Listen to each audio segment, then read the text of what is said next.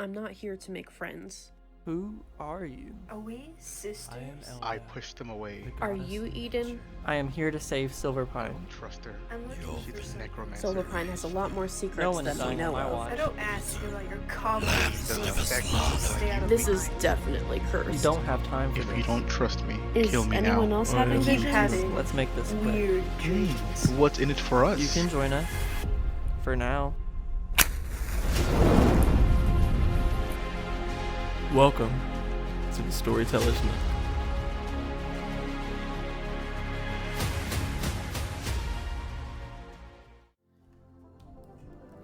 Welcome back, everyone. This is going to be our first stream for Dark Pillar. First player involved stream, episode 1. Last week we did do the prologue of Dark Pillar, and now we'll be continuing our story. So before we get into the D&D content, I do want to introduce everyone. That's the players now. We'll just go down the line. We have the wonderful Ivy playing with us tonight. Wonderful RPer. Been playing D&D with her for a while. So say hello, Ivy. Hi. Then going down the line, we have Cody. Cody has actually been providing all the art for us, which has been amazing. He's an amazing artist and a wonderful friend. Cody, go ahead and say hi for me. Hi.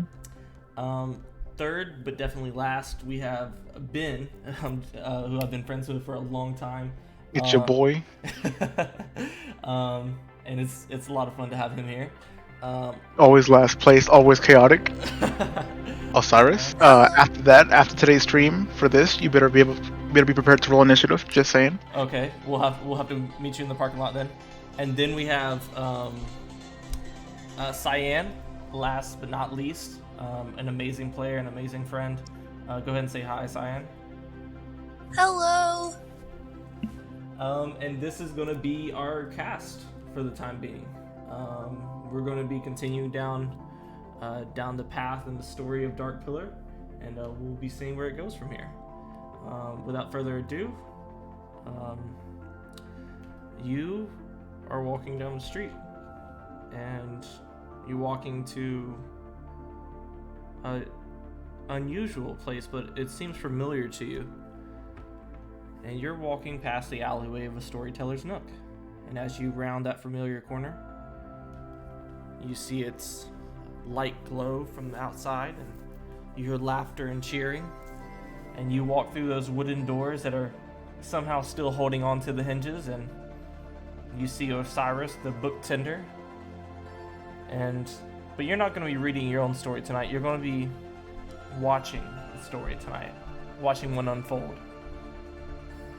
And you go to a certain table that you went to last week, and you sit in your chair with your drink that Osiris gives you. It's always iced tea that he gives you.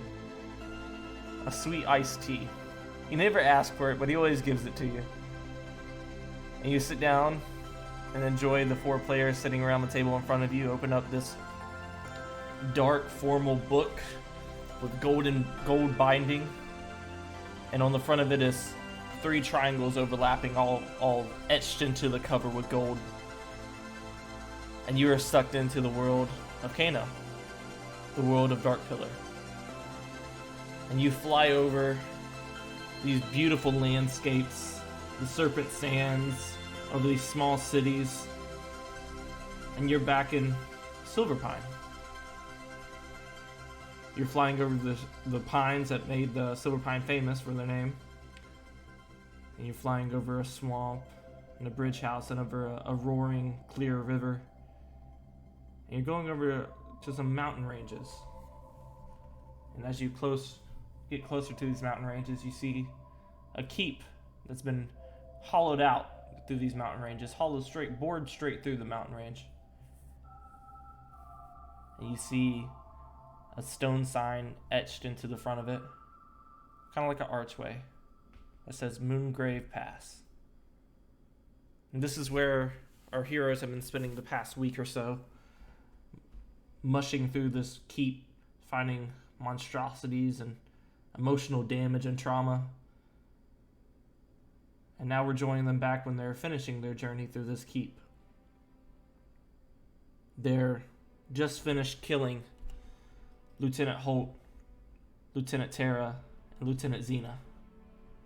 The 3 corrupted lieutenants that were standing in their way from Silverpine University, from getting the magical items that they so desperately need to be able to even have a chance to fight this dark god that has attacked the city and destroyed many lives.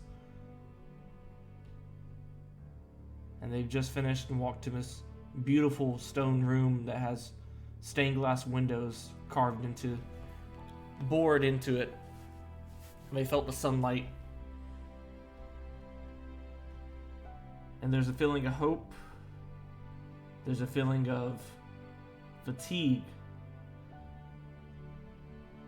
And most importantly, there's a feeling of uneasiness as this keep challenged each and every one of them on an emotional, mental, and physical level that they didn't even think that could have been challenged. And this is supposed to be only the beginning. This was the easy part for them, just to get through this keep. And what waits ahead through those doors is unknown and frightening. And this is where we'll begin. So, let me make sure. Can everyone see this map? Yes. Yep. Okay. Go ahead and drag your tokens on it.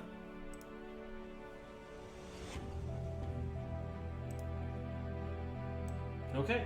I would say that you all have just finished the battle. You haven't even long rested yet, but you walk into this room. And like I described it, it's the same marble finish on the floors, and it has the same rugs that you saw from the royal rugs that you saw from the larger room that y'all just finished through the Moongrave Pass. Ahead of you is this stone door, and it has a beautiful archway across it.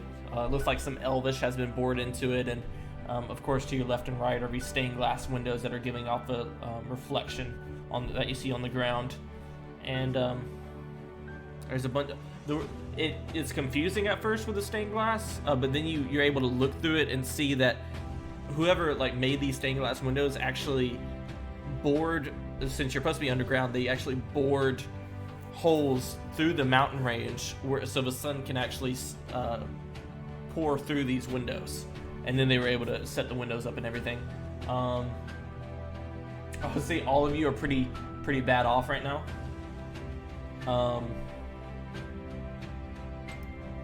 Let's see. What would you like to do?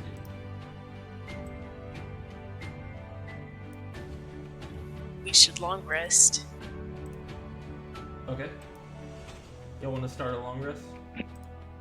Should we check outside the door first to make sure it's clear out there and nothing's about to burst in?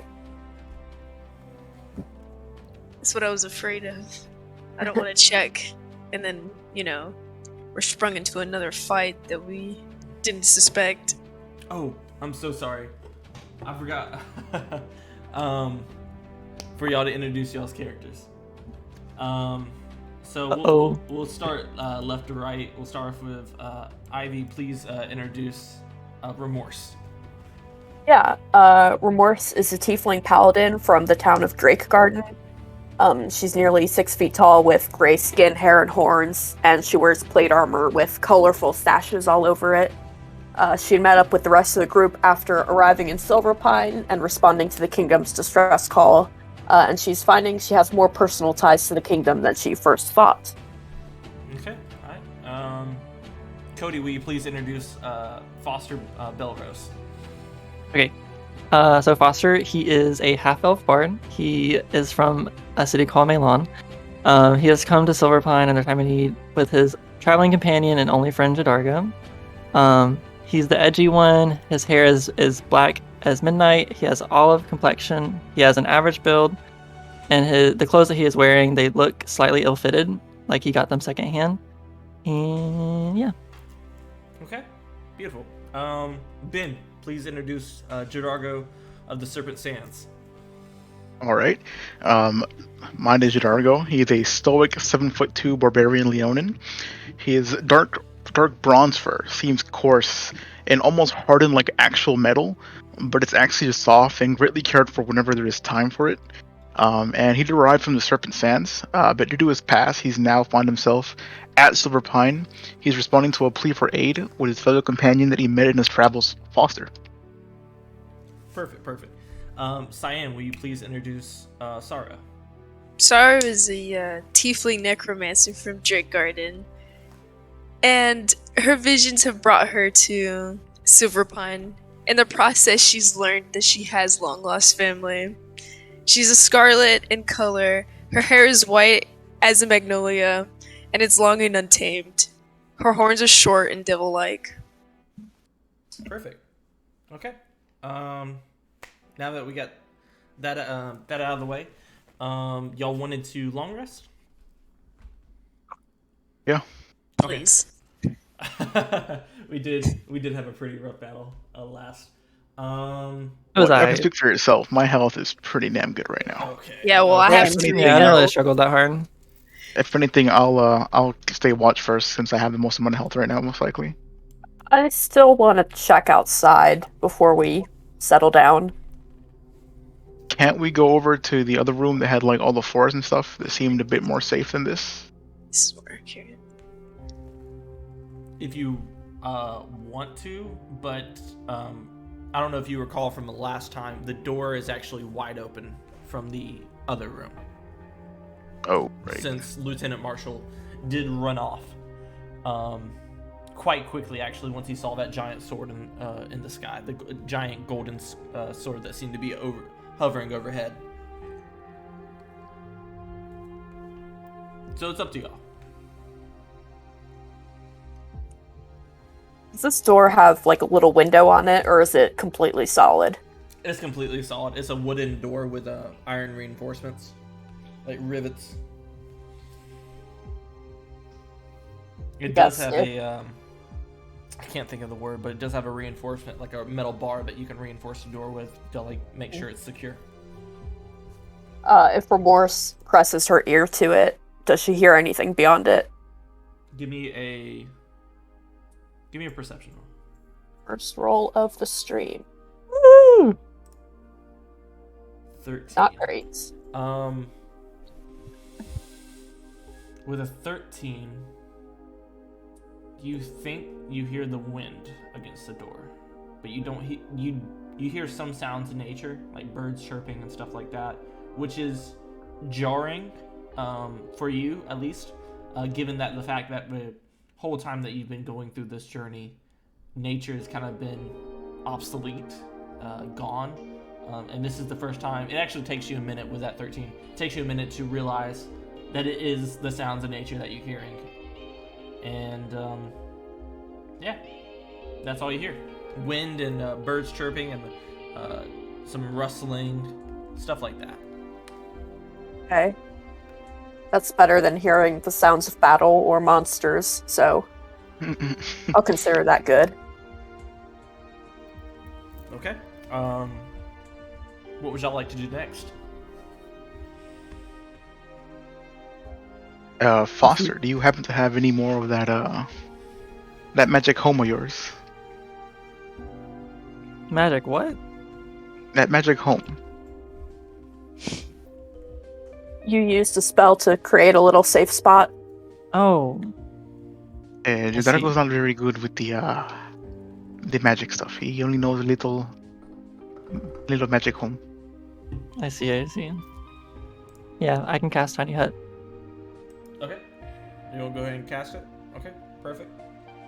Just ping where you're putting it. We can do it right here. Okay. So, do you want to describe how it's cast? Yeah, Foster he'll play his little looty loot, and his childhood home will appear. It's not run down, but it's definitely not nice. It's very small and homey. It's like kind of like a studio apartment. There's no bedrooms. Like the beds are in the kitchen. Yeah. Okay. Yep. And as you play your loot, this dome will appear.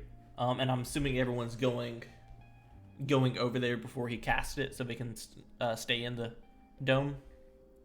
Yes. Okay. Yeah. Yes. What?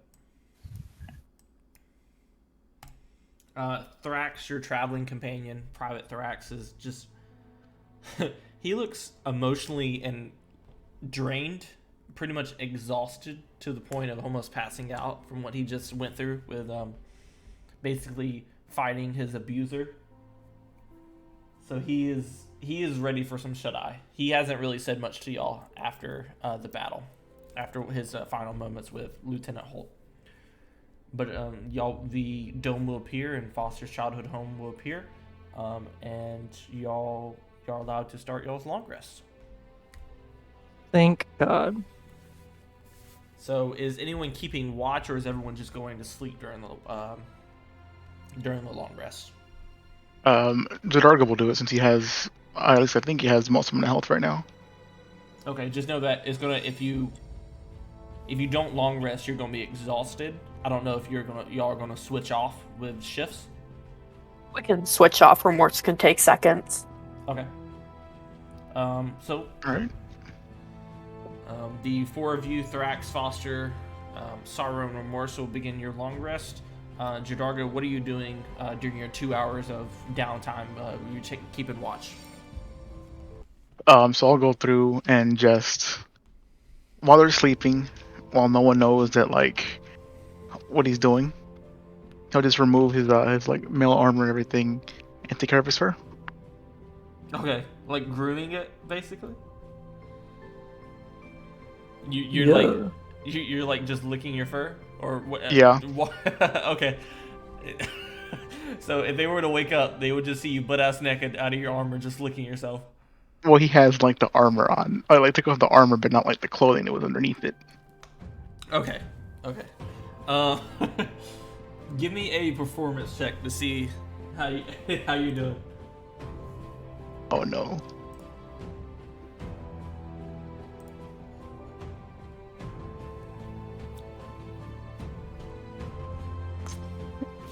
Okay.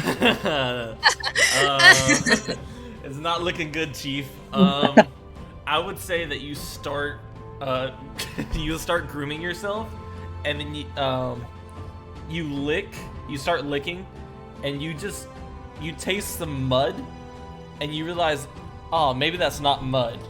Maybe that's something else. And then after you taste it for a little bit, it's like, yeah, that was definitely something else that I just licked. I don't know how I got shit on me, but My goodness. I would say that you cleaned yourself, but you definitely have a very bad taste in your mouth. Is there anything else you want to do during your shift? Well, with that being said, he'll like carefully keep watch, but at the same time, he'll like use his paws to like carefully brush his tongue. That way, hoping he gets at least some flavor off of it. Okay. Give me a perception roll for your watch. Well, if it was anything like my performance roll, we're in big trouble, y'all. Well, I would say the room is quiet as you keep watch, and that will be the end of your shift. before that, he'll like put his armor back on. Okay. And like make sure that his mouth is completely shut. That way, no one can smell what just happened. Yeah, I'd say that's all reasonable. Are you gonna wake up Remorse? Yeah. I'll like poke her with my tail, with my mouth as far away as possible, Okay. and then use my hands to tell her that like point at my eyes, and then tell her like point around, so that she knows it's time for her to take watch. Gotcha. Remorse is a little confused, but gives him a thumbs up. The Dargo will nod, and then turn around for 3 times, and then go to sleep. Okay. Remorse, it's your shift. What would you like to do? Start off by using a spell to find a friend. Find Greater Steed to bring her griffin back. Okay. Give me 1 moment. Internet. Oh, never mind. You already got it. Half a token. Yeah. And then I guess both of them just stay on watch. Okay. Give me a perception check. Can the griffin make its own as well? Yeah, if you want to, yeah. He's not resting or anything. No, he's staying up. So Remorses is that, and the griffin has advantage because of keen sight. Um, Ooh. Wow. Okay. Let's see.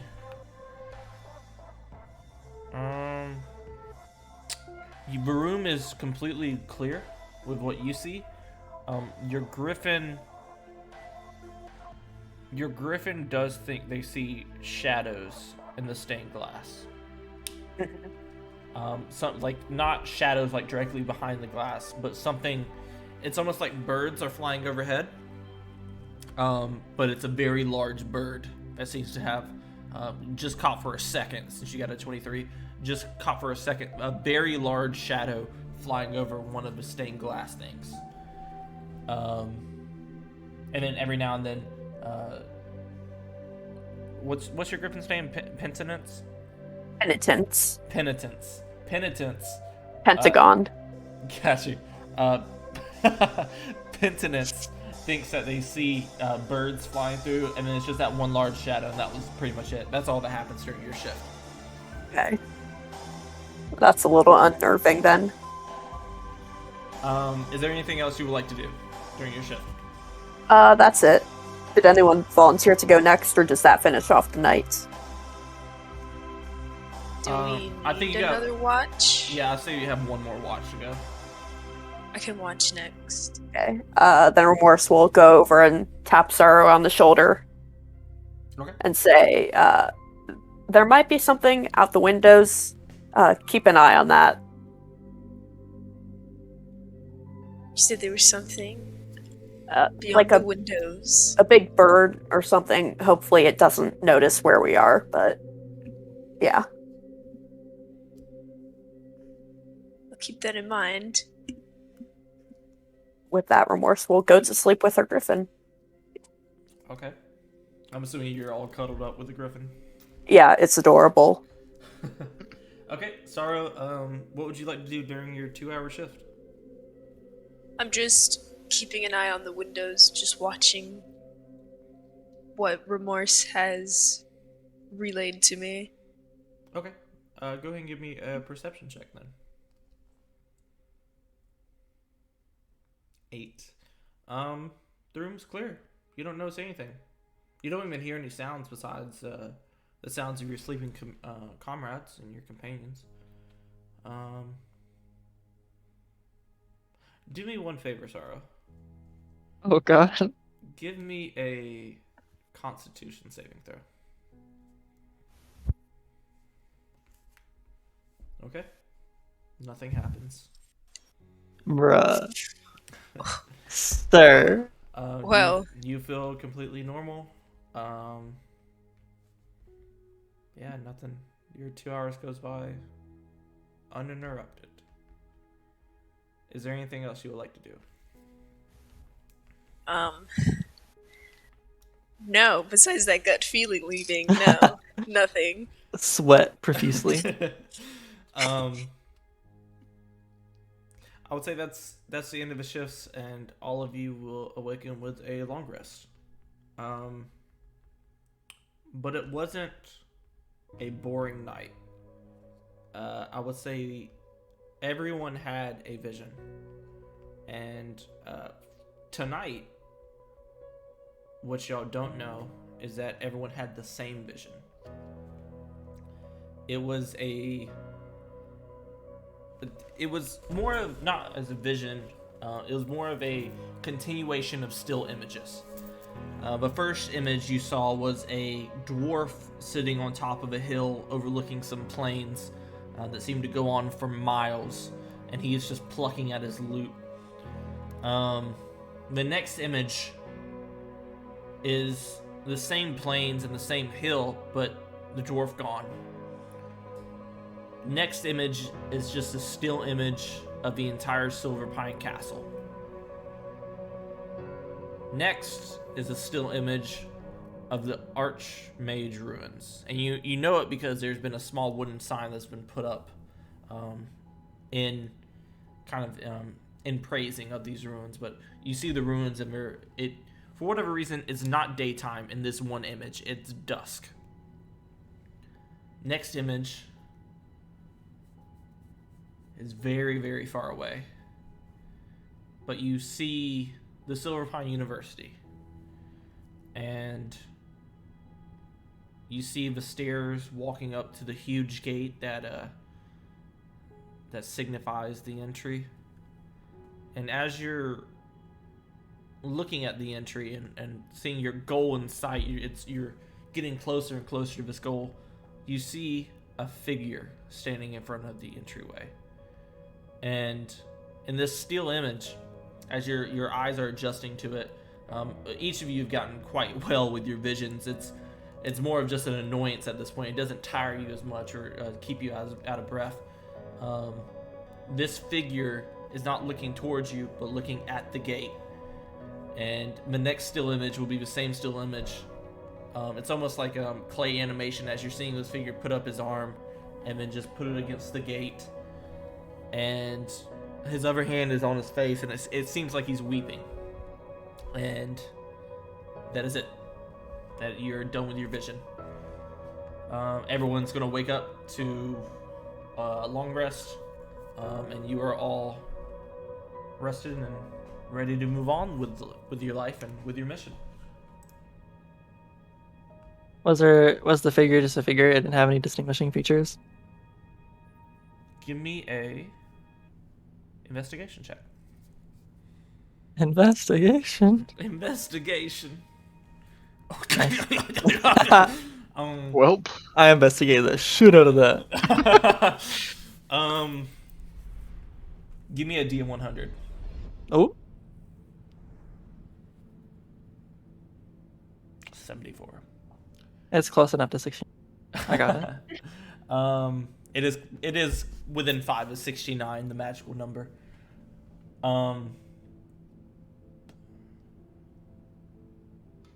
His cloak has the weird insignia on it.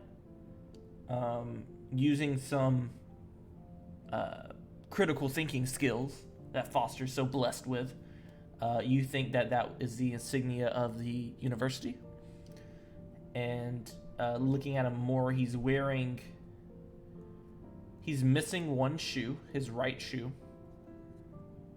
And he seems to be wearing a shoulder pad. Not a shoulder pad, but like a shoulder holster of some sort.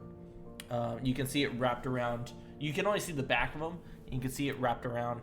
And this cloak that he has is a very dark navy with flicks of silver. And the insignia on the back of the university is one of the silver. It is made out of silver, embroidered with silver. But that is all that you can make out.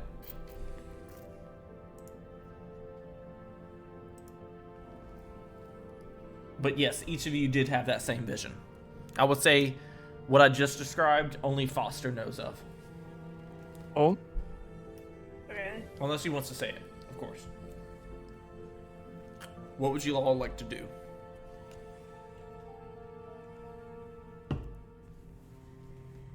I think Remorse, upon waking, probably describes the vision she had. Yeah, Foster had the same vision. Oh, I had the same vision. Sorrow nods in agreement about the vision. JoDargo, still thinking he might have that, breath. He also nods. I'll say Foster describes the figure, but I don't recognize who it was. Mm. I'm guessing one of the archmages, probably. The dwarf, I'm assuming, is Harold. The one that was on the hill. That would track, yeah.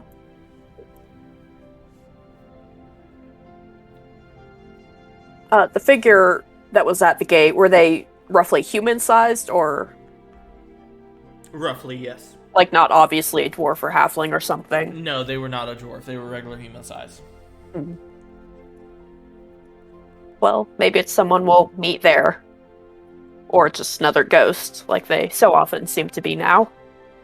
Right. Perhaps.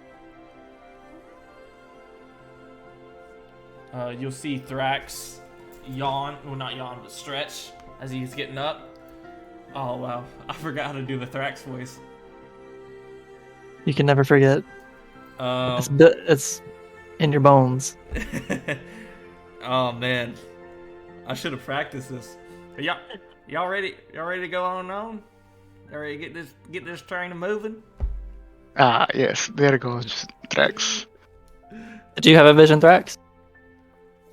I think I had a vision. Was it the same one the rest of us saw? I don't know. I wasn't with y'all's vision. How am I supposed to know that?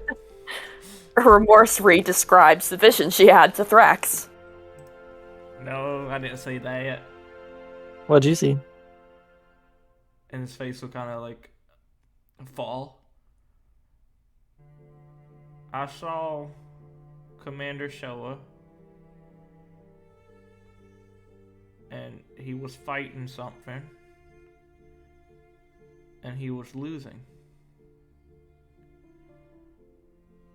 And it's not...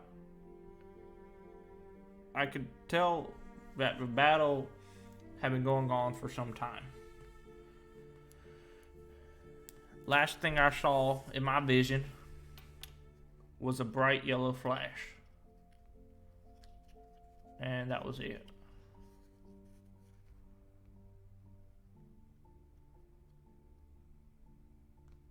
Well, Well, maybe we should hurry. Yeah. Should make haste. Okay. Alright, sounds good. Let's get the grub going and get the packs up and... Oh, okay, damn. I'll just leave without me then, man. I mean, we didn't exactly set camp last night, so Well, you didn't not, set camp. not much to pick up, is there? My beauty sleep requires a certain surroundings to be in order. And Well, in that case, we can all stand here and wait for you, Thrax. you know, you've been getting a lot more attitude the longer we've been on this. We're losing daylight, Thrax. Come on. Okay, right you are. And he'll like, he'll put his pack down and just shove everything into it. You're pretty sure that there was some liquids that he just shoved into his Oh, bag? no. He just puts it on his back and just like, let's go. Let's get it, let's go. And he'll walk up to the front door. And he'll kind of look back and take one last glance at everything. And yeah. Is everyone going through the door? Yeah. Before anyone else JoDargo goes... should go through the door first. Well, about that, before anyone goes into the door, he'll like, yell out real quick for them to stop. And the next thing you'll see is that JoDargo will throw his sword, or one of his weapons, right there. Okay, wait. What is are you trying to hit them, or are you just trying to throw it? No. He'll like gently toss it in the center of them. Okay. What weapon are you tossing? Are you tossing your great axe, one of your javelins, one of your swords? I'm tossing the sickle. Okay. They're actually kind of... What the hell? What is it? So you'll notice that JoDargo's ears are now like drooping down, and his expression has changed. And he'll say that, in the last battle, I did things that I am not proud of. I understand if any of you hold any ill intent against me. If that's the case, and as he says that, he'll like slowly walk up to the sickle, and he'll kneel down. Take my head now, or if you still trust me, let me know, and I'll continue on with y'all. No What hard happened during the fight wasn't your fault. There was something controlling you. I Yes, certainly but it was don't still blame you me. for that. Another reason why I was kicked was I wasn't ever really able to control my anger, and it seems to have happened again. It wasn't your fault. You couldn't control what you were doing.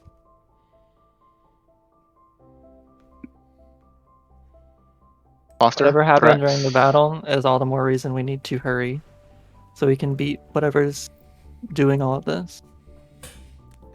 We shouldn't focus our Thrax. anger on you. We should focus it on Arsdan. Listen, furry buddy. I couldn't control myself as well during that battle. And you had, external forces acting upon you. And I can't say that I wouldn't have did the same thing that you were doing. So any hard feelings are no longer hard. Or, no, wait, they're no longer there. I think that's the saying. I see. With that, JoDargo will pick up the sickle, put it back in his inventory, and then from there, he will carry on. And as Sorrow asked, I will go first. Okay.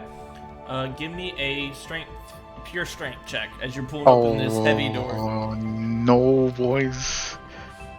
Okay, 15. Yeah, that's fine. Wait, that was a strength save. I'm sorry. Oh, no, it's fine.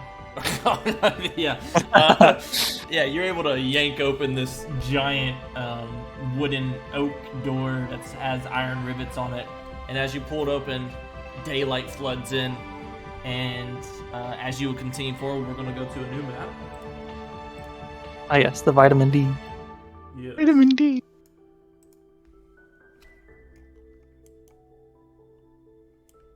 And everyone can put their you open the door and the cavern kind of goes a little bit longer, almost acting like a patio / roof, and you're able to walk out of this cavern. And congratulations, the party is now out of Moongrave Pass. You have Do we level up? No, you're already Bro. level 20. It doesn't matter. You did get a bunch of magical items in it, so so you're out of Moongrave Pass, and you're in a huge clearing, and you see the tree line a little bit further ahead. And you see this path, and you'll hear Thrax say, well, yep, there's the path right there. We just gotta keep following that sucker, and it'll take us all the way to Silver Pine University, where those students educate themselves. Be very careful, please. This seems too open of an area, in my opinion, to just be having a casual stroll. Yeah, I did see something that looked like it was flying over us last night through the windows, so eyes on the skies, I guess. Okay. All right. Is anyone doing a perception check on the skies? I'd like to, yeah. Okay. Go and give me that roll. Is it once again okay if my griffin also makes one? I don't see why not. Is it? This is crazy. What is the modifier on your griffin? Plus 5. Oh my god. Eagle eyes. Yes, make sure you give your pet a treat, please, because he is very helpful. You see nothing in the sky, Remorse. Not a bird in sight. You just see a couple wispy clouds, and it actually seems quite peaceful on this side of the pass. Like y'all kind of set a challenging barrier between you and whatever was chasing you all. Your griffin sees the same thing, but nothing in the sky. He does see that one of the clouds does look kind of like a bird, and he's intrigued by that, but that's about it. Well, guys, looks safe to me. We shall press forward. There's only one way to know for sure.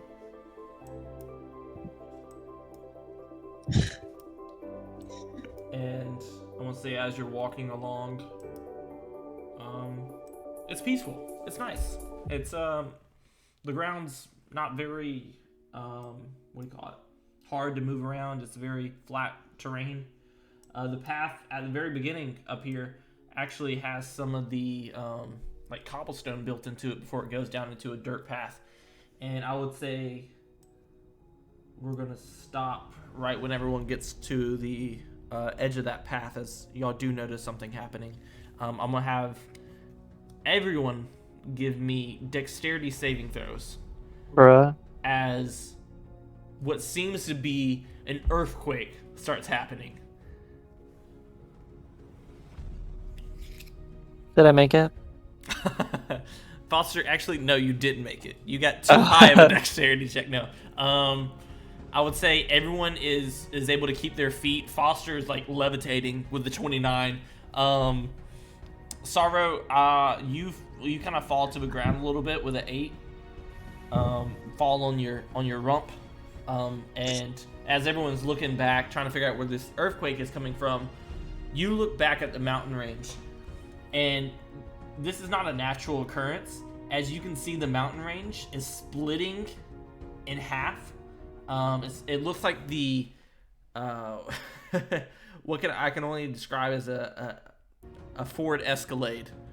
The size of a Ford Escalade it seems to be something is puncturing its way through this mountain range about that size. And just as you're all regaining your composure and looking back at this mountain range and the earthquake that's happening, you see beams of purple dark energy erupting from whatever this mass is that's coming out of the mountain. And I'm going to say that you all hear a very familiar chattering sound. Sounds like bones chattering. Oh my against God. Oh bones. my goodness. And you think that you hear something screaming. It's bestial, and there's not a certain emotion behind the scream, as it's just boring its way through the mountain. But you definitely recognize that chattering as one of Scar. This might be a very bad time to bring this up, but I think my character's like ability scores and everything is a bit different. Like they changed, because my initiative is now 2, and it was not that. I nerfed your character when you weren't looking. No, I see. Okay. let's see. And like my dex is 2, but it was a lot higher than that. I'm pretty sure. I'm sorry for like noticing until now. No, we can take a look at it during the break. We'll take a look at it. All right. And we'll see what went wrong. But if you can just rock with it, and then we'll be lax with your ability scores. All right. If it comes down to it. But yes, this earthquake is still happening. You're able to get used to it now, but y'all definitely recognize that the sound that's coming from it is one of Scar. What would y'all like to do now? Run. Good. We have to go immediately. Looks at everyone else. So we're running. Can I Oh, summon absolutely. my steed so we can pick up the pace? Yeah. How many people can your griffin hold, Remorse? Its strength is 18. Oh, I didn't mean to actually click that. So I guess up to you whether it's just me or me and one other person. I would say you and one other person. It'll probably struggle if it's you and JoDargo, just because y'all are both the heaviest with your plat armor and JoDargo's mass. Oh my goodness. Invisible ass. Massive ass. But I would say it can comfortably carry 2 of the party members, as long as it's not you and JoDargo both on it at the same time. Okay. Ping your spell, Sorrow, that you're saying at fine speed. Yes, my phantom steed. Phantom steed, okay. I believe 2 people can ride that, if you want. So We'll be picking up Thrax. You'll be picking up Thrax. Okay, so are y'all... Who's legging it? Like, break this down to me. I guess I have to grab Foster, because it's either him or Thrax, since Thrax was already taken on a horse. Oh, yeah. So, it's just... I'm pretty sure I have the most amount of movement. So What's I'll your just speed? 45. Cool. If I disengage, it should be 90. Okay. Ash. Yeah, so Remorse, are you like riding on Penitence, and then Foster's like holding on the back? And I guess the same with Sorrow and Thrax. Very rough riding this How does your phantom steed look? Well, first, how she summoned the Phantom Steed. She cuts open the palm of her hand with her Oh my really goodness. sharp nail, and the blood that comes out takes the form of just a Clydesdale, but a black I don't one. know, Foster. Okay. Someone else might be edgier. Yeah, that is pretty edgy. And it's adorned with bones and spikes and a comfortable Oh yeah, I think she seat beat you, animal. sir. Okay. Yeah, that happens, and Foster looks upon the steed enviously. The steed whinnies. I just picture like all that's happening, and then in the background, JoDargo's like just stretching because he knows he's gonna have to leg it. He's like just Run like like doing some Usain squats. Bolt. Yeah. I just see him just preparing, doing the what do they call when you like going back side to side really quickly? Side steps. Yes, he's like getting ready. Okay. Yeah, that's and He's doing the thing that you do in Mario Kart where you start holding the A button at like 2. Oh my goodness. I would say a couple minutes has passed since everyone's getting ready to run. Oh god. The chattering is getting louder as it's boring through the mountain. Of course it is. Are y'all running now, or is there anything else anyone would like I to hope do? so.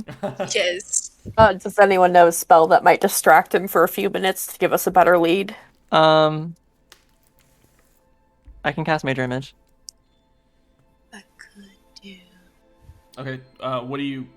Never mind. A lady's car. Oh wait. Am I allowed to... No, Are you casting no, it, or could Remorse say something first? Oh yeah, you can say something first. Did he have true sight?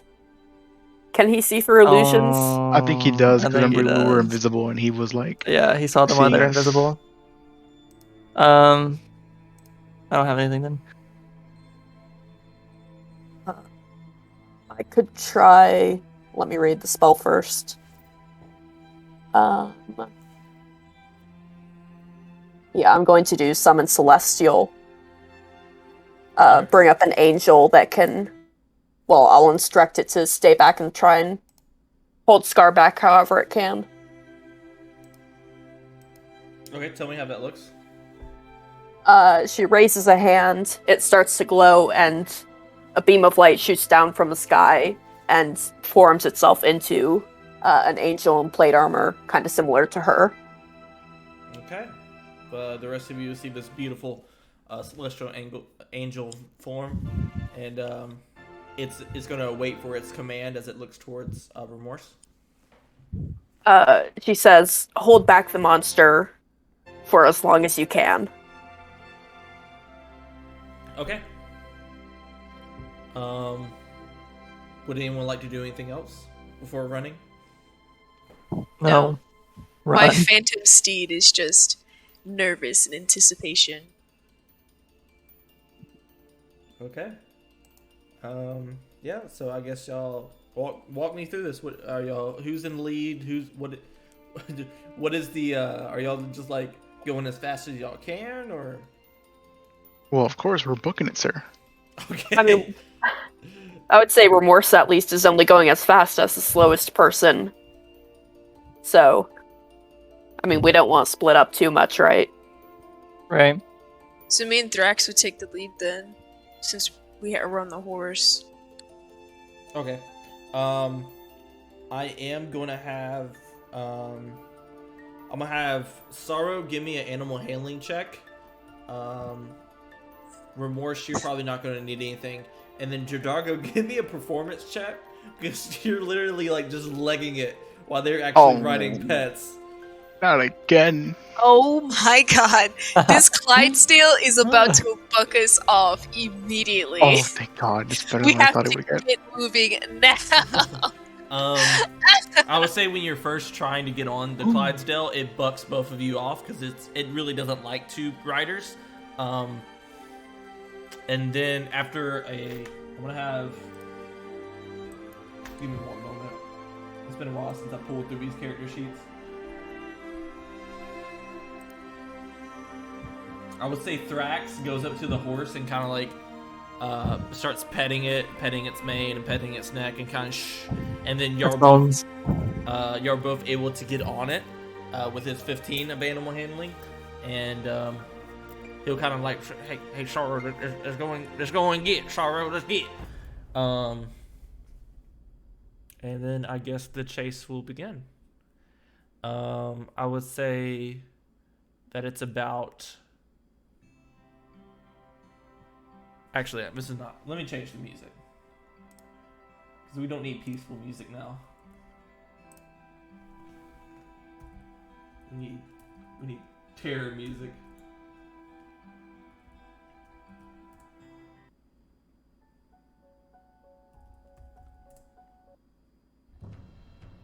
There we go. That's better. I would say you're running through the woods now, following this path. I would say JoDargo is actually not JoDargo. Foster. Oh shit! I'm getting all the names wrong.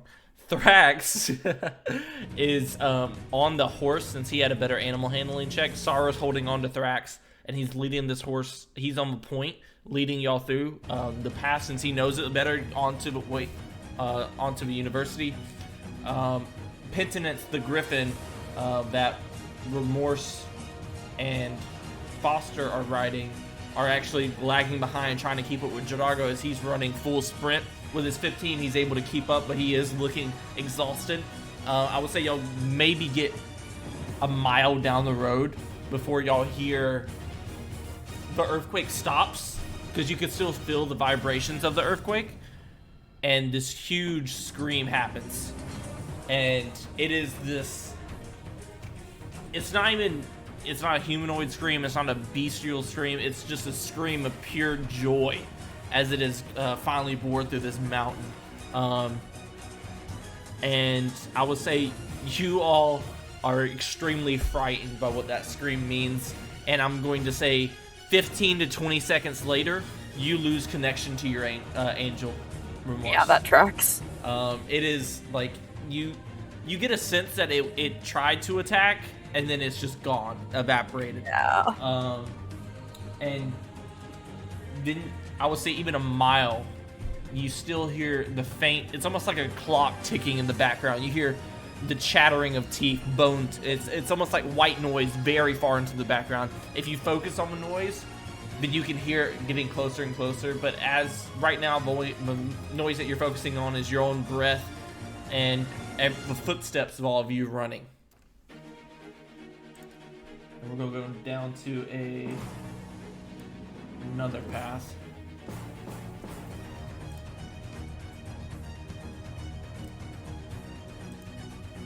And y'all can all put y'all's tokens on this map.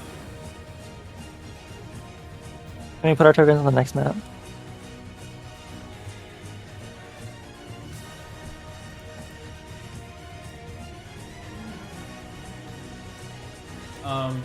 You're still running. It's about 5 to 7 miles down the road now, and as you're running, Thrax is kind of like saying, "We're almost there. We're almost to a safe point," and he's kind of like arguing with himself, saying like, hey, "I know they can't get but he can't get past that part. He can't. There's no way. Even Show wasn't able to get past that." As you're running, I would say, Sorrow, you're probably the one who can hear him arguing most with himself as you're running, and he'll turn back to the rest of you. It's just a couple more miles. We just gotta get past this clearing. And would anyone like to do anything while we're riding? While everyone's just booking it? Can Foster look behind us? Yes. What are you looking for? Bruh, Scar? Give me a perception check. Absolutely.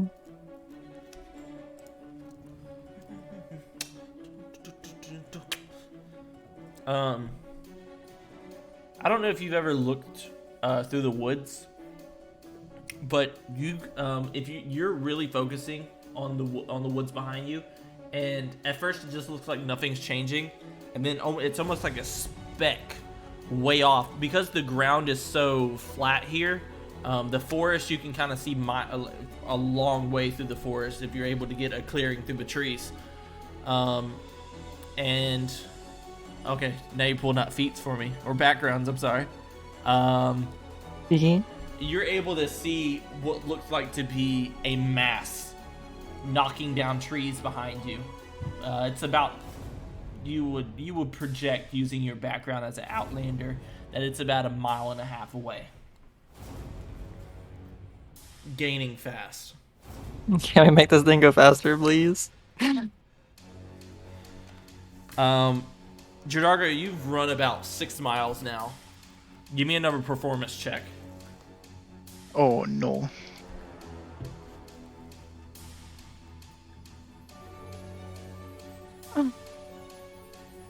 You're starting to slow. I would say Remorse, you're the first one to notice that JoDargo's trying. It's like when you're running full sprint, you can't really tell that you're slowing down slightly, but Remorse, you can definitely tell as you're riding next on Penitence, riding next to JoDargo, that he's slowing down. He's not going as fast as he did when he first started off. Remorse will keep the griffin in pace with him then. Okay. Foster, you're gonna notice one more thing with your perception check. You thought as you were looking around through the forest that you saw shadows all around you in the trees. Would anyone like to do anything else? If you're gonna make that skeleton ring do anything, Remorse, now's the time to do it. Yeah, I guess Remorse will look at the ring and just think very hard. We need help. We need protection. I definitely would have pointed out the shadows as well, just to clarify. Also, did I notice that JoDargo is also slowing down, or? Yeah, I would say you notice that JoDargo's slowing down. Okay, I'll yell down to him that if you need to switch, we can switch. Well, the problem... Never mind. Yeah, I mean, in theory, it would slow us down, but... JoDargo with full determination, he'll like decline the offer. Won't say anything because he wants to keep as much breath as possible. He'll just shake his head and just keep booking it. Can I summon a clone of us to lead them a different way? So, never mind. What- For Hester's side. Like, So you see through it. Well, I guess when you say a clone, what do you mean?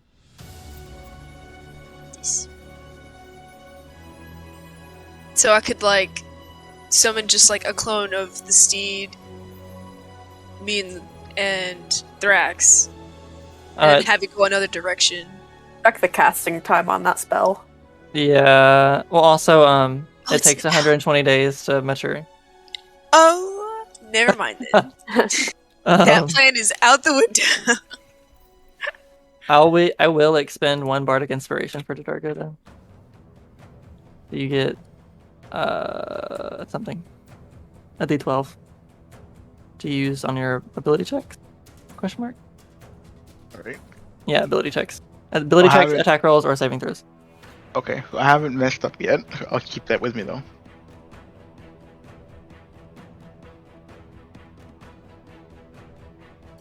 We can keep booking it now. Mm-hmm. Give me a straight intelligence roll, Remorse. Oh. I'm not good at that. Oh no. She wasn't lying. Do we have any inspiration points? I don't think you'll have any inspiration, but what happens next is Remorse, you lose your sight completely. You were looking ahead of you with Penitence, and you were kind of looking at JoDargo at the same time, and then you realize that you can't see at all. You've gone completely blind. As Foster, you would notice that the ring is starting to glow on Remorse's finger, the skeleton ring, and Can I vibe check the ring? Is it a bad vibe vibe? Or is check it the a good you can roll? give me an insight check on it. As you're doing that, Remorse, you see a vision of, you see Eden, your father, and he says, 1.5 more miles, get to the homestead and you'll be safe. She will protect you. And I'm gonna have Remorse give me a disadvantage dexterity saving throw. Foster, the insight roll that you just did, it looks completely good. I don't know how you insight check a ring for its intent, But I did it. But it looks good. It looks like it has good intentions. Good It vibes made coming kissy off of it. noises. Yeah. It's half a vibe check. All right, Foster. You said- As an empath, is it good or bad? The You vibes said are good. disadvantage dex save. Yes. Ouch. Oh no. Foster, you will see that Remorse slips off of Penitence and is Oh, tumbling can onto I- the ground. Bro. JoDargo, Yeah, with that, Can can I swoop over and like try to pick her up? Wait, no, can I cast Featherfall on her so she doesn't take damage? We wouldn't have been flying that high up Okay. because we want to stay close to JoDargo, so Okay, just making sure. hopefully not fall damage height. would penitence I would say grab? 4 bludgeoning damage from being Okay. slightly trampled by Penitence. Oh, Jesus. As you were in front and you did fall off and everything. And Yeah. it's a little bit different, like knowing that you're going to fall and then besides just passing out and falling. Yeah, it'd still hurt. Yeah. can penitence carry you?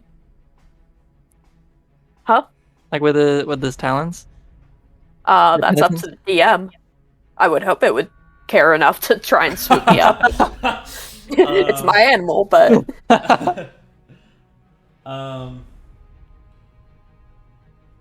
Yeah, I would say that the Penitence would be able to carry Remorse. But Remorse is just limp now. oh gosh. Am I conscious? Or it's just like during the vision? The vision, I would say that y'all noticed this, that with the vision, it takes a lot longer. Even a couple seconds when you're having a vision could be like an hour in the real world. Okay. But with this, I would say give me a wisdom saving throw. I'm supposed to be good at those. You've gone another half mile. JoDargo, give me a performance roll to see if you can keep up with everything. Remorse, you're back conscious with that roll. Okay, cool. Okay.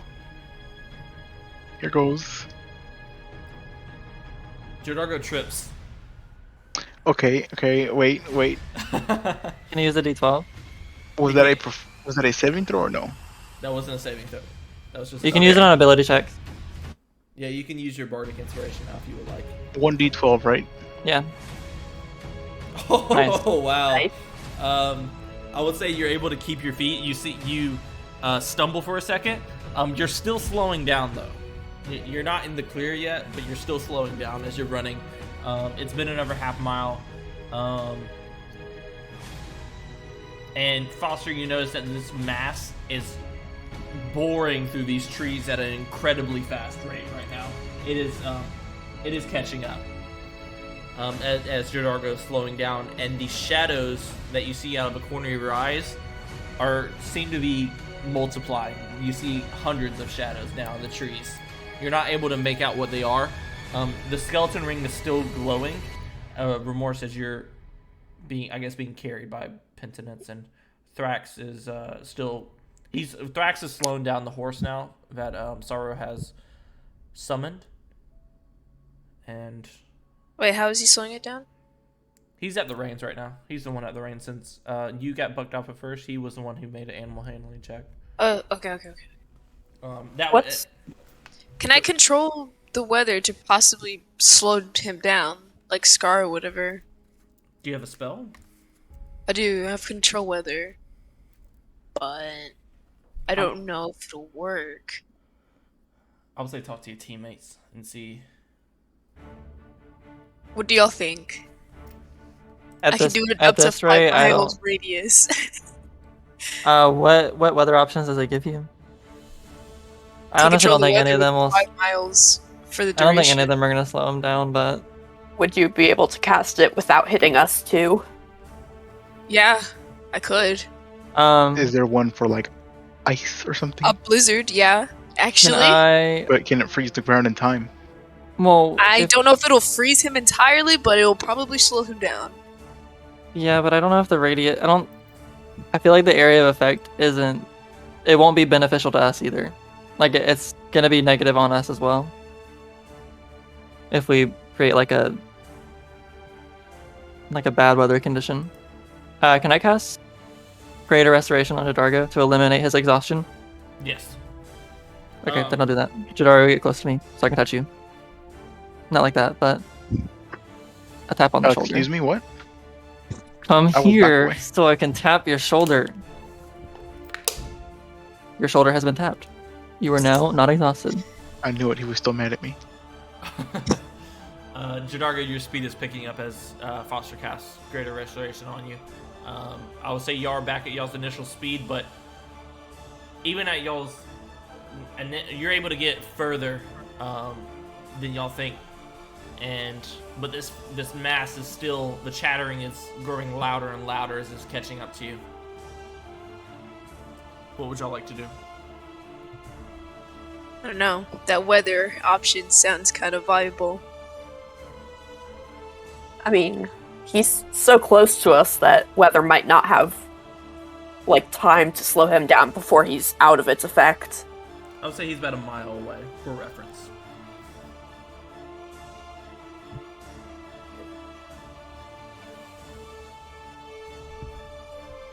I mean, can anyone else summon a very big monster that might be able to fight him? Hopefully more elemental. effective than a little angel. Oh no. Don't you have elementals? I do, but this is I don't Scar have we're anything. talking about. I mean, the goal is just to slow him down. If we can... Eden told me another, however long it is now, would be safe, but just as long as he doesn't catch up to us before then. Okay, I think I still have some of that. Looking for it. Let's see it. Oh no.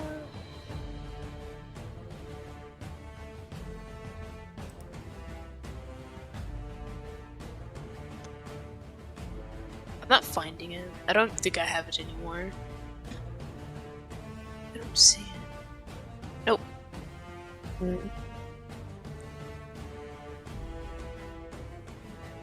What would y'all like to do?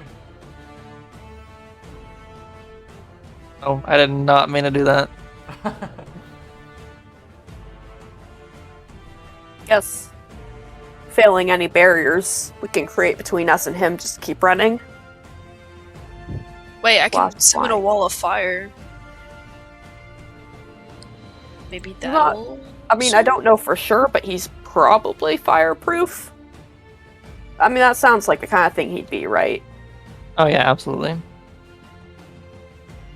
I don't think it'd make him stop and go around it necessarily. Might be worth a try, though. Up to you.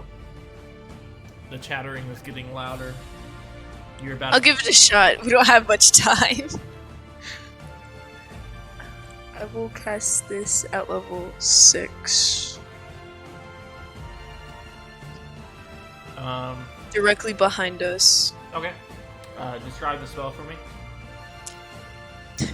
Sorrow, it takes a big inhale of air and then blows out a giant fire-like extinguish onto the ground, making a purple hellish fire. Okay. You all notice behind you a Sorrow does incantations for this spell. A huge, and as a huge wall of fire, and as you kind of see that her this spell of runes that she cast out of her hands were intercepted for a brief moment, and they go into Remorse's ring that she has, and then they flow back out of the ring.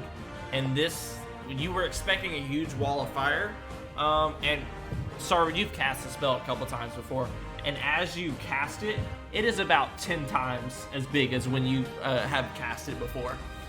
It is almost like a dome has covered the entirety of the sky with this huge wall of purple flame, and it is kind of reinforcing itself with more and more layers of flame.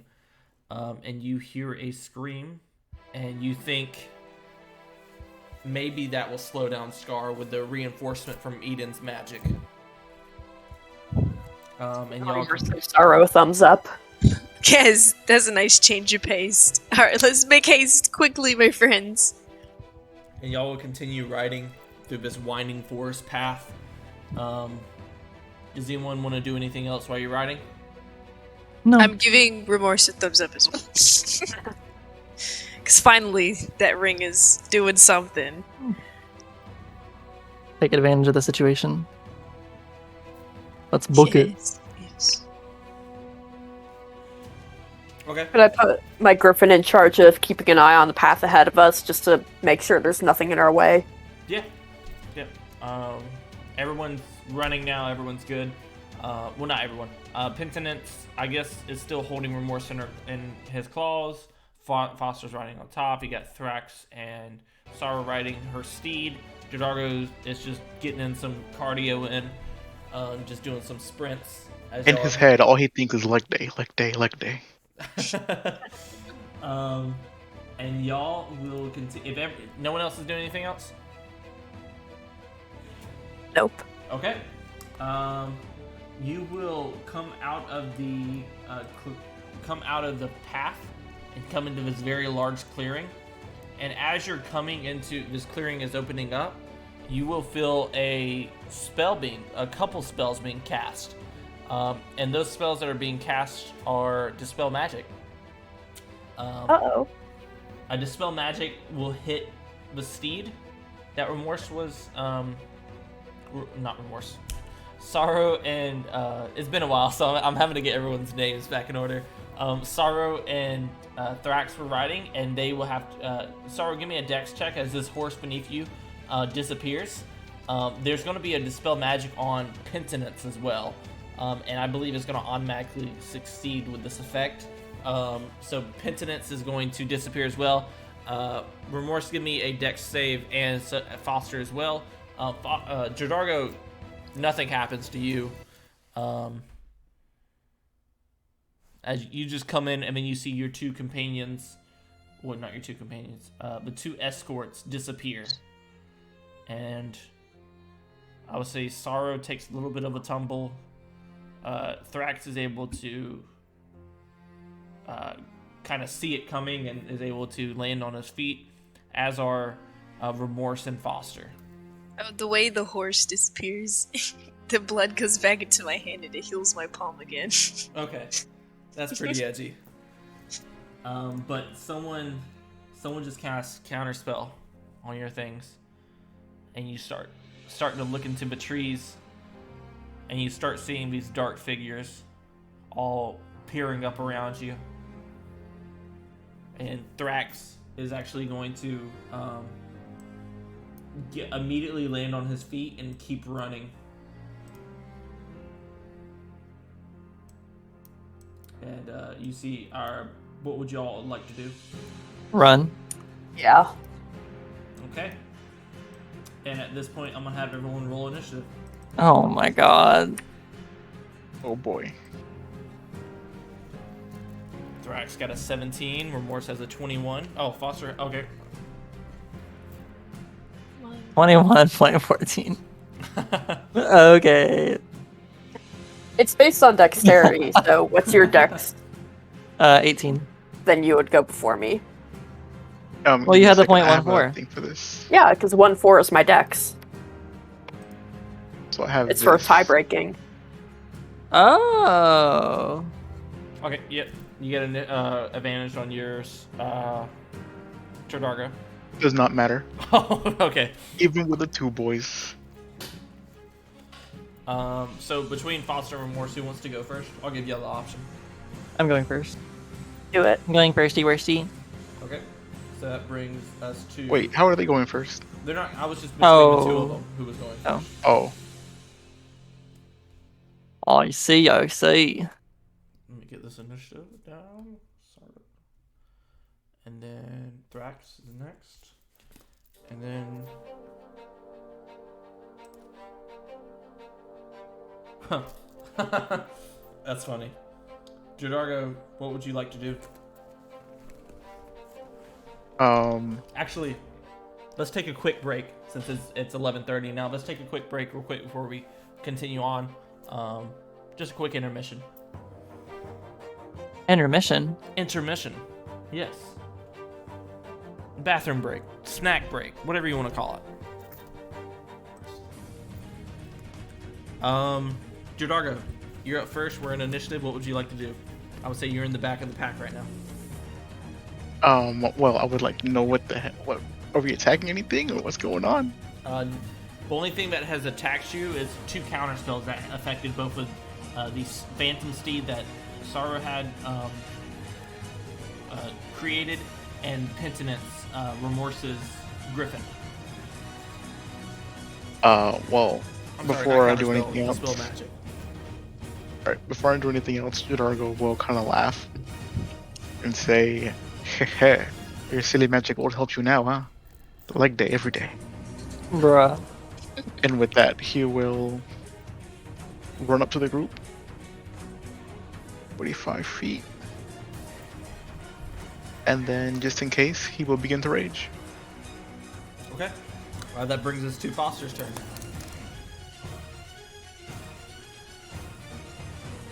Can I attempt to perceive what, like... So, Dispel Magic, did I see it come from somewhere, or did it just, like, happen?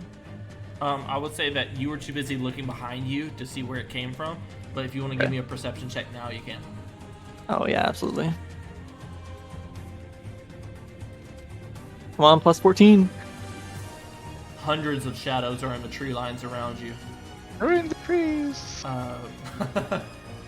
There are I can't describe how closely packed they are on the tree line, and they have hoods on, and they're all looking at the 5 of you with malice and dangerous intent.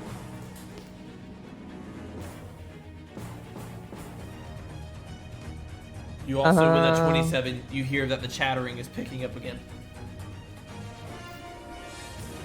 Alright, well, I am going to take my 30 feet forward, and I will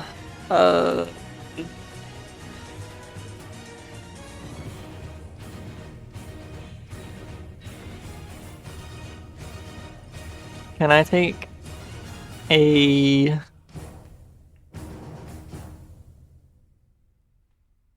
I try and shoot a crossbow at one of the spirits? Sure. Give me an attack roll. Does a 12 hit? Oh, I didn't mean to have all those modifiers on there. 12 does not hit. It just lands among the trees.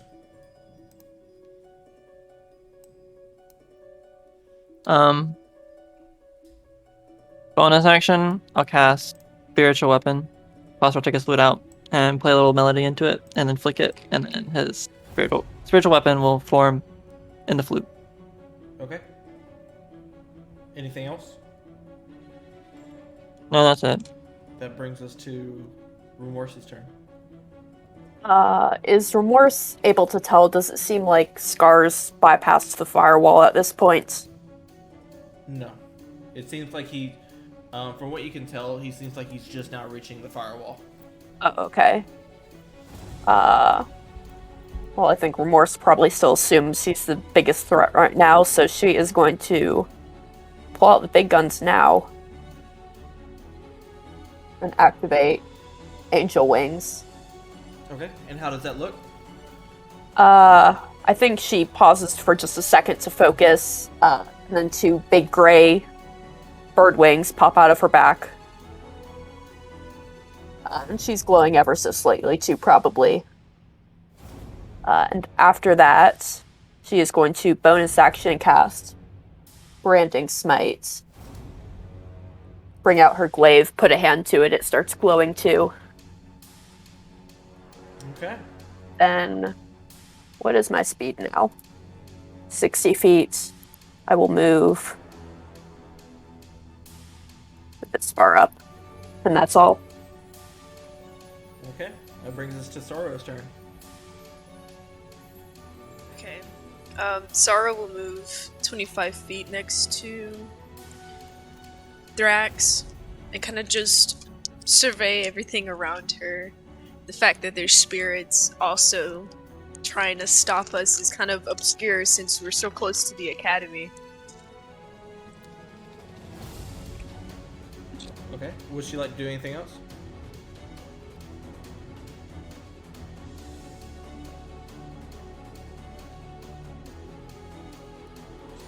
Sorrow?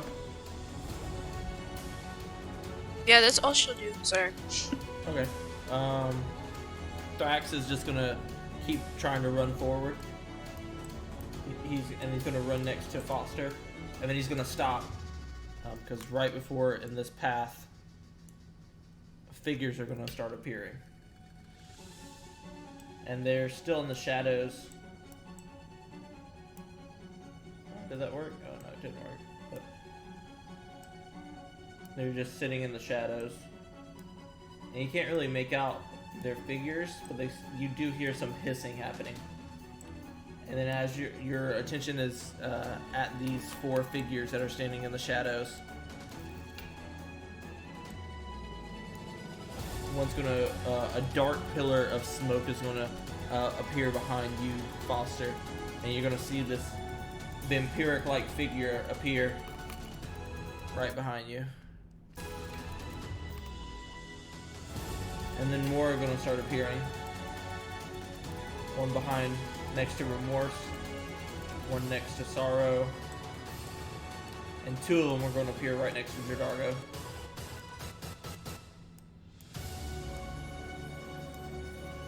As these dark pillars of smoke appear. And they're each going to try to attack you as they just appear. I have to do some wisdom saving throws if they're within 30 feet of me. Okay. Like all of them. Are all of them within 30 feet? Apparently. Damn. Hot damn. Okay. It was all according to plan. Wisdom saving? Yes.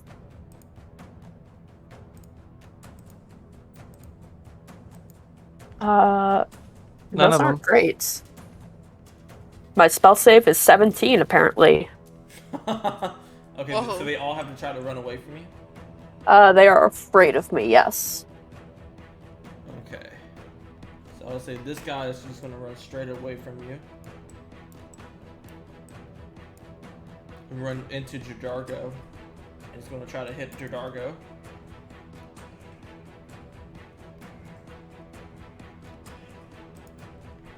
For a 14. No. Okay. And then a 17. No. Okay. And the other 2, I'll say before they run away, they're going to try to hit attacks. 21. Does that hit, JoDargo? I forget, when it's exactly your armor class, does it or does it not hit? I believe it does. It does, then yes it does. It'll be 10 bludgeoning damage. 10, so that's 5 because of my my rage. Okay, and it is. I don't believe it's going to try to grapple you. But now it's going to do a bite on you. 16. Nope. Okay. 17 as the third one attacks you. Nope. 28. No. So it's gonna be 9 piercing plus 8 necrotic, and your hit point maximum is going to be reduced by 8. So it's not only going to hit your current health, but your max hit points as well. And Why would I do that? just on your max. Take off 8. Okay. But just remember that number that you started off with. Yeah. So then, Sorrow, that brings us up to the vampire next to you. I believe he failed, but before he's running away, he's going to take an unarmed strike at you. That's going to be 11. Does that hit? Nope. Okay, it's 10. Oh, that's a critical miss, so that doesn't hit. So then it's going to start running away. And that brings us to the one next to Foster and Thorax.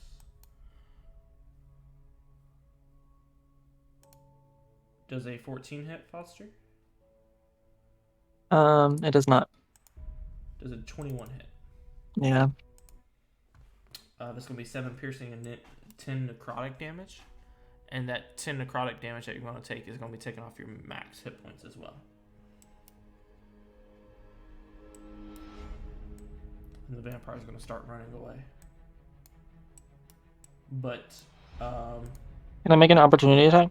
yes, you can. Can I do it with my spiritual weapon? Yes. When you make a spell melee attack, do you use your spell attack modifier to add to it? I believe you do, yes. Instead of your physical attributes, you use your spell modifier. So d20 plus that. That seems a little high, but it's a 29. I mean, you're level 20. Yeah, that's going to hit. Give me damage. It'd be 1d8 plus my spell attack bonus as well. So 17.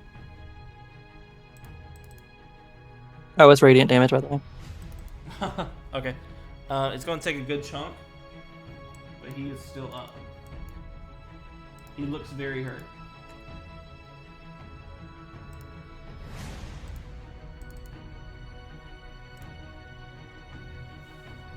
But the guy is still up. And they're going to keep running away. Let's see. And that is going to be it for the vampire's turn. That brings us to JoDargo. Alright. So I will grab the Drake Overbite. And because this is my first attack, I am able to apply Divine Furies on my first attack. Which, just in case you forgot, is that right there? Okay. Yep. First one I'll attack is big boy right here. Okay.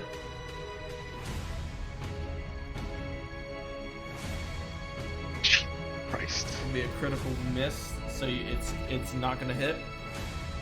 Does that waste the Divine Fury or no?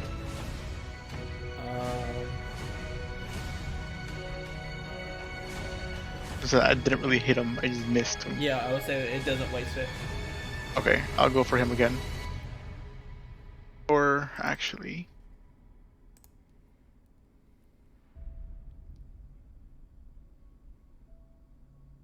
if they run away from me, can I still do a opportunity attack even if I use my second attack? Your opportunity attack that you do is your reaction on your turn. It's not your second attack. Okay, good. So yeah, I will attack that guy again. Okay. 29 does hit. There we go. And that is, what is that, 22? Plus 17 radiant damage. Slashing damage plus 17 radiant damage. Yes. So that's going to be doubled, so it'll be So basically he's dead. 34.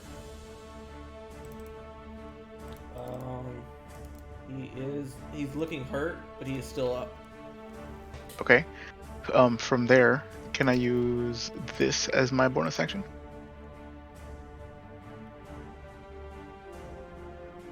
Yes, you can. Alright.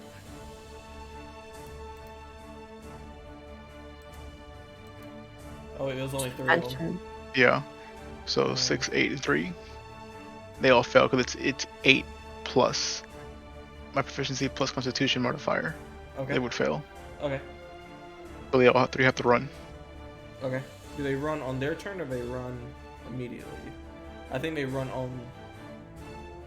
Yeah, they run on their next turn. They'll run. How's their health looking? They all look very well off. Like they. Except for that one guy.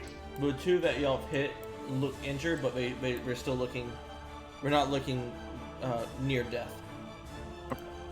Wait, but which two? Because there's like 3 of them. This Okay. one, and then the one near Foster. You Okay. mark them. That way we know which one's like wounded. Yeah, I was about to ask about that. Yeah, well. So we can't see Mention them at any all. that were hit with my effect. Once they got hit, they were no longer frightened of me. Wait. Oh, once they get hit by you, they're no longer frightened. No, I think by anyone. Oh, okay. Okay. But if they re-enter the range, If they re-enter the range, then yeah, they have to save again, I think. yep.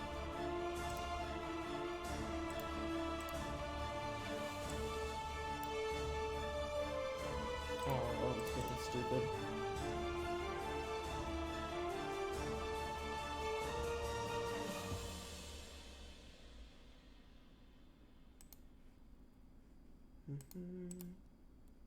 Here we go. I'll say the ones that are y'all have hit are going to be red.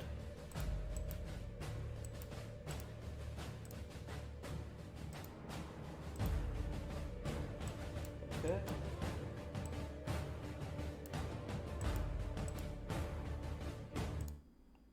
You have so many different frightening effects.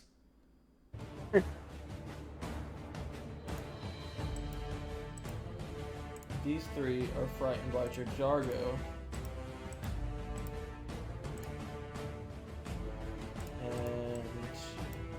And this one's frightened by Remorse.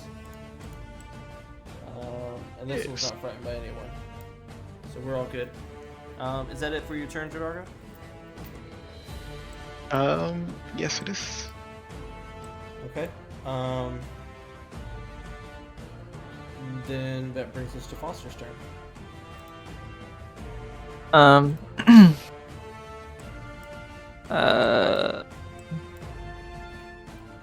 Oh wait, did I? I'm sorry? So from here, I'm gonna cast Spirit Guardians on myself. Okay. Foster will, I don't know, play his lute, and then you will see several spirits begin to flit around him, and you guys wouldn't recognize them, but Foster does recognize the appearance of the spirits because they do resemble his deceased mother. But Spirit Guardians, basically, it creates a 15-foot radius around me. So 15 feet, like, you know, all around me or whatever. And when enemies enter that area, their speed is halved, and they have to make a wisdom saving throw. If they fail, they take 3d8 radiant damage. Okay. Wow. DC 20. How did y'all have so many radiant damage? Like, y'all just pulled out all this stuff out. I didn't know everyone had a radiant damage buff. Oh my god. And then I will use my bonus action to have my spiritual weapon fly 20 feet over in front of this guy.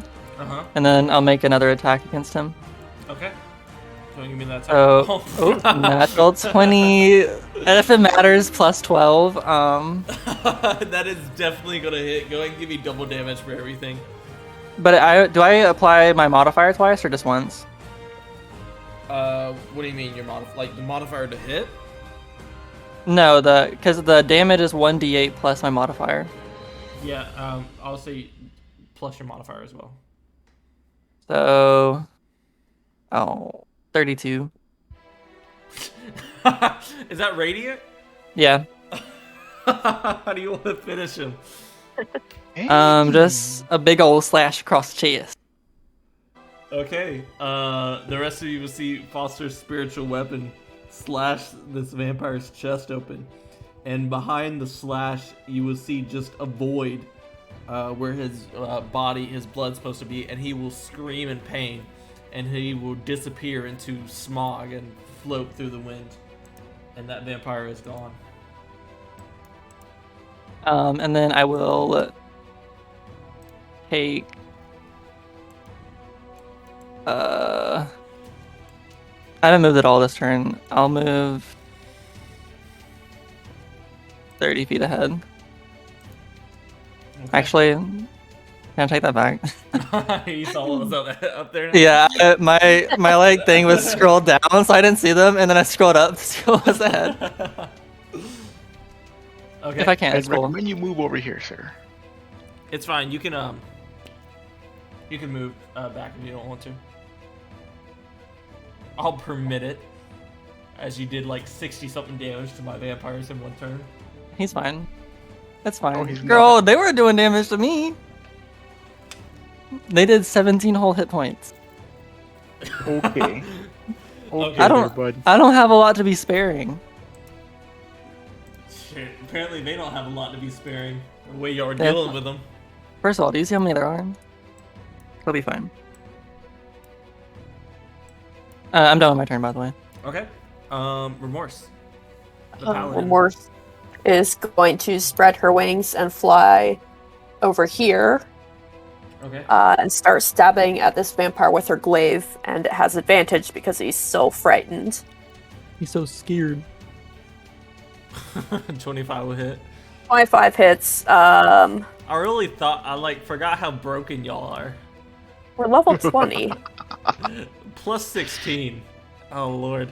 Okay. I was going to make that Divine Smite, but I forgot to toggle it ahead of time, and the auto damage is on, so I'll just do it on the next one instead. Okay. Second On the next one. attack My poor vampires. no longer has advantage, though. My poor vampires. What is that? Oh, Does that automatically apply your branding smite? It did the first time, yeah. The second time I forgot again to toggle Divine Smite.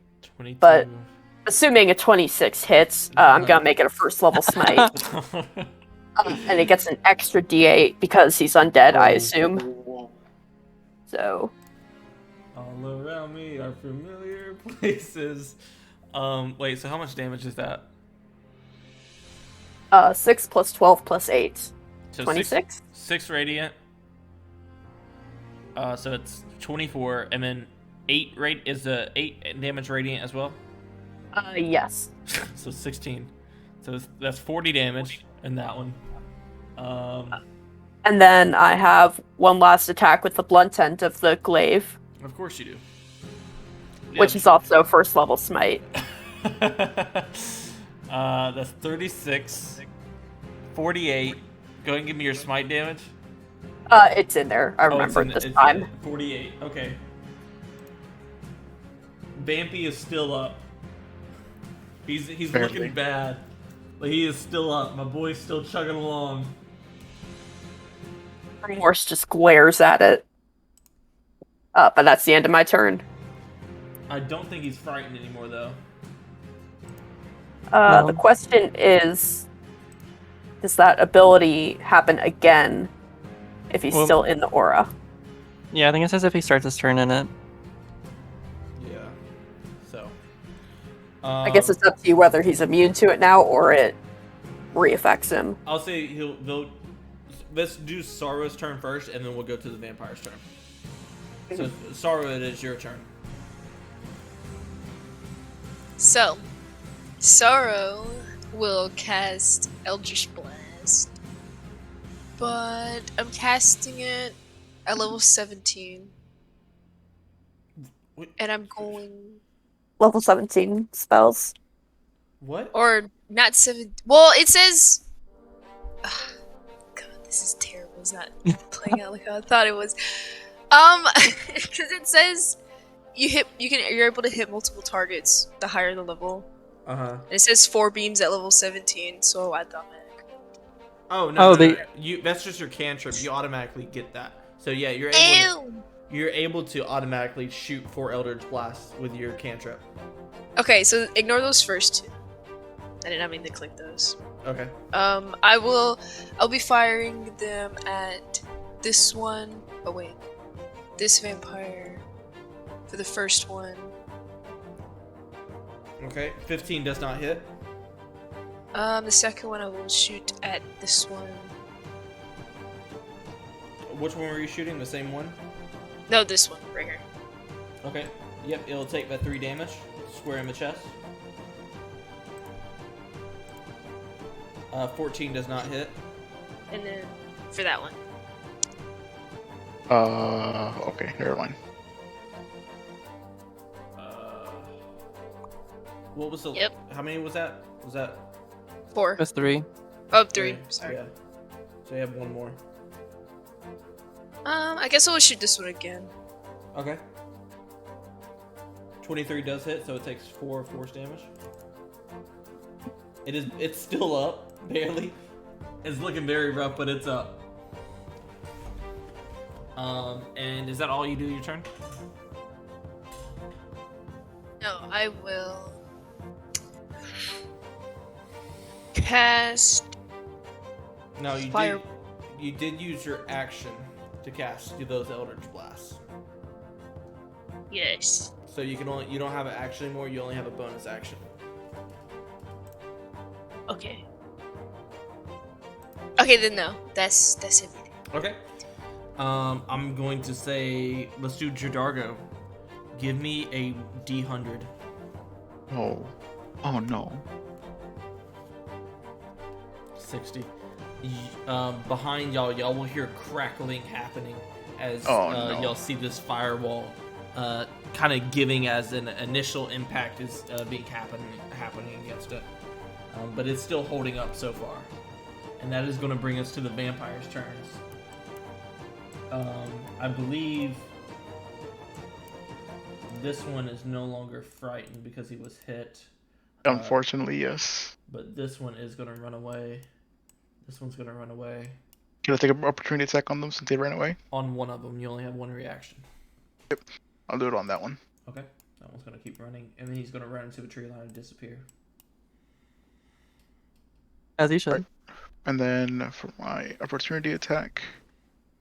Oh, that. Okay. What was that, 29? Yeah, that hits. That's 25 damage. He's still up. But he's looking very bad off right now. Let's see. And that would bring us to... So the vampires are going to do some things now. This guy is going to keep running off, and he's going to disappear. And let's see, who do we have? We have 2 more vampires right here. You're going to start seeing more swirling happening as dark pillars are forming again.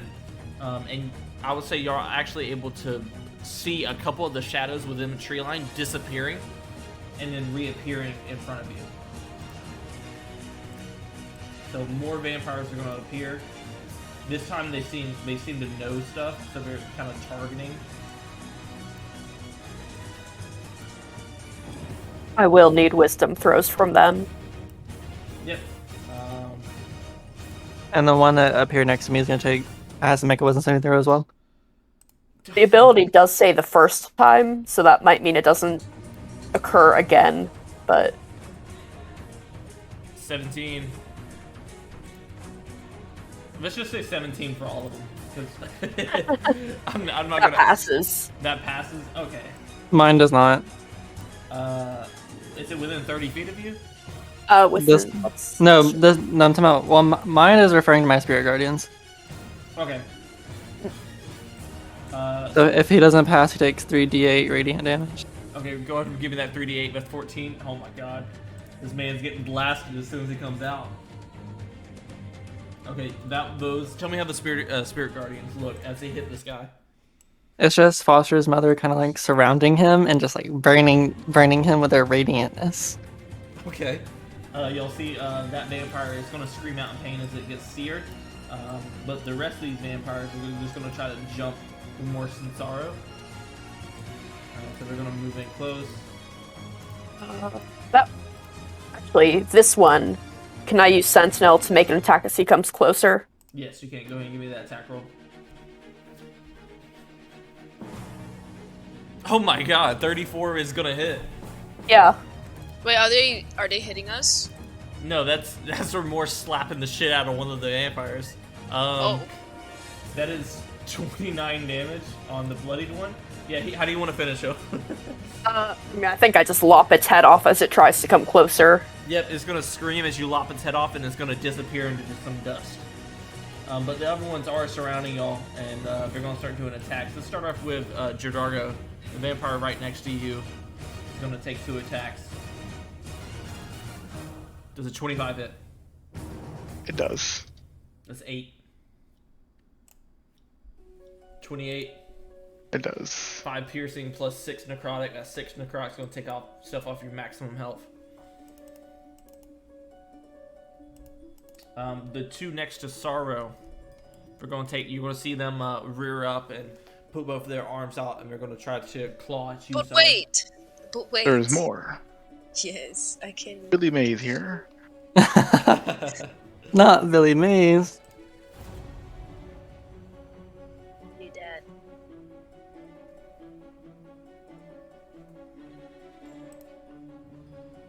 Oh, shield. Okay. You have a +5 to your AC. Okay, perfect. Okay.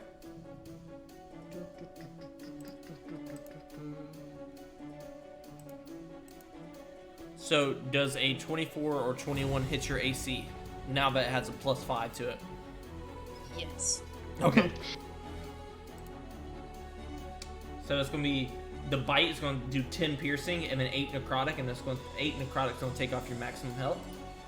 And then it's going to be 5 bludgeoning damage from the one, like, just punching you in the face as the other one bites you. Jesus Christ. Okay. And then... How dare they? How dare they indeed, as now we're going to go to the one next to Foster, as he's going to try to pimp slap you first with a 19. Yeah. He's going to try to slap the taste out your mouth with 11 bludgeoning damage. Yeah. Then as he does that, he's going to... Oh, I didn't mean to do that one. I meant to do the bite. With it for That one does not hit. Okay, well, he can't bite you, but he slapped the taste out of your mouth, so he's going to be very satisfied and smugly look at you. And These vampires smile. kind of kinky, not gonna lie. Oh, yeah, they're very kinky. They're vampires. The two next to Remorse. One's going to try to hit you with a 15. Miss. Okay, he was going for a gut punch. He misses that, but he's going to try to bite you for a 21. Very much hits. Okay, he's going to try to bite through your armor, and he's going to do 10 piercing damage, and then 12 necrotic damage that's going to take off your maximum health. Ouch. And there's going to be another one who's going to try to slap you for a 12. 12 misses. He actually slaps his other vampire buddy, dealing 9 bludgeoning damage to them. Now he's going to try to bite you for a 23. 23 hits. That's going to be 7 piercing and 7 necrotic. That's going to take 7 off your maximum health. And that is going to be the vampire's turn. I'm going to have Foster give me a 1d100. 58. You will hear... I guess Sorrow, you would... Nothing, because a Scar ran the other way. Like an idiot. Sorrow, I was thinking you would be the one to notice the most as your spell. Even though it's been reinforced by Eden, part of it is seeming to fade in and out right now. But it's still holding back whatever lies behind this wall. And that's going to bring us to Thorax. Thorax is actually going to run up. Finally. Right. That's going to be SMH. +7. So that's going to hit. So that's going to be 20 damage. He's going to do on that guy. Is it too late to do? Is it radiant? It's not radiant, no.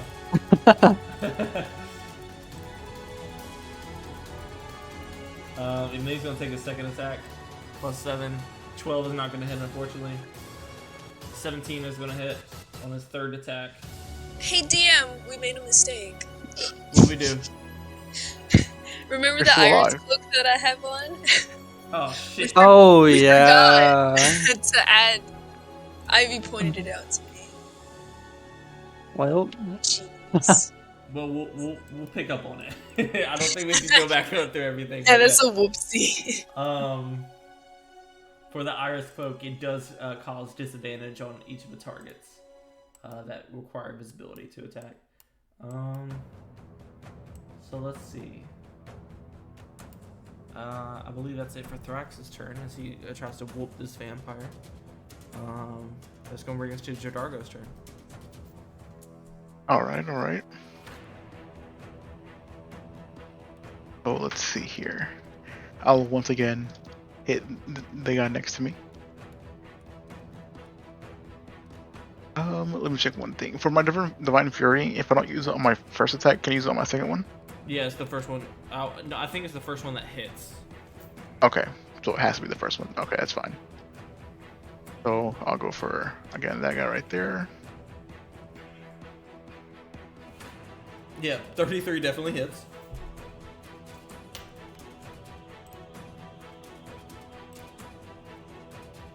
Um, 45 damage.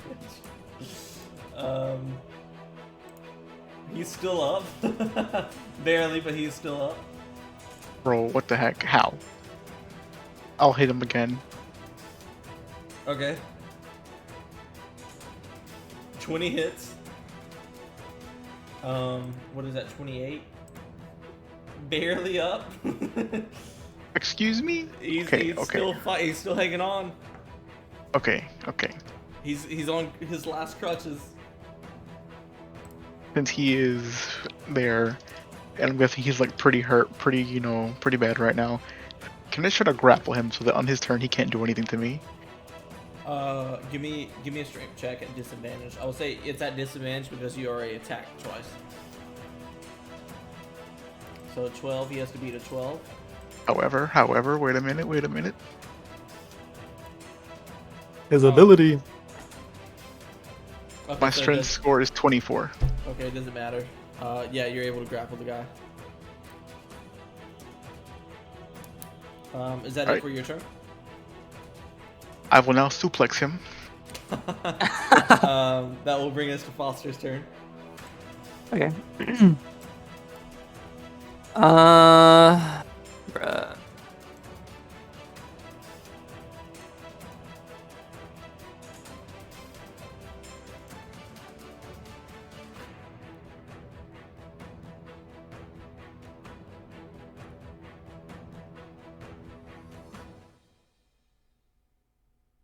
I am going to...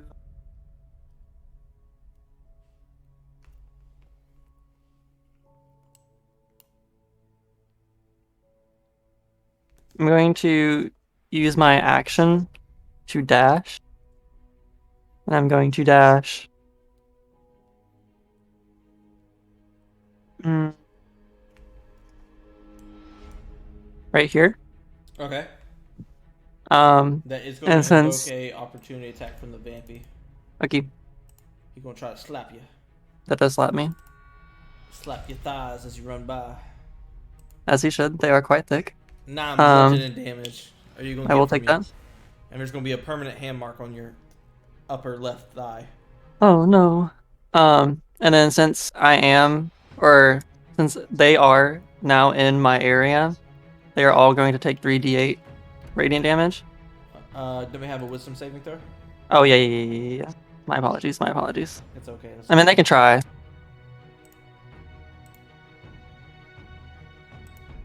Damn. Another save. I gotta make some wiser enemies next time. So they are all going to take 17 radiant damage. Okay. Can I say that on my way there, I picked up my spiritual weapon that was like floating around in here?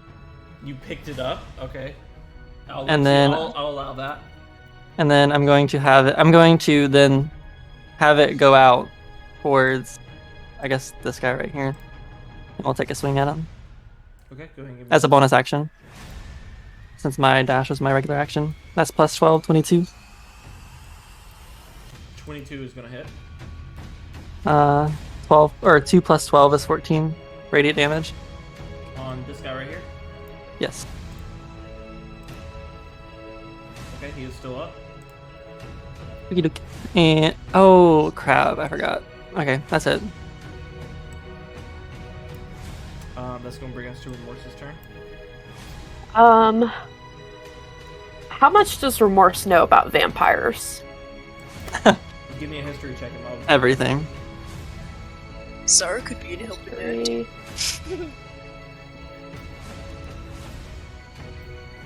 My question is, are they weak to sunlight?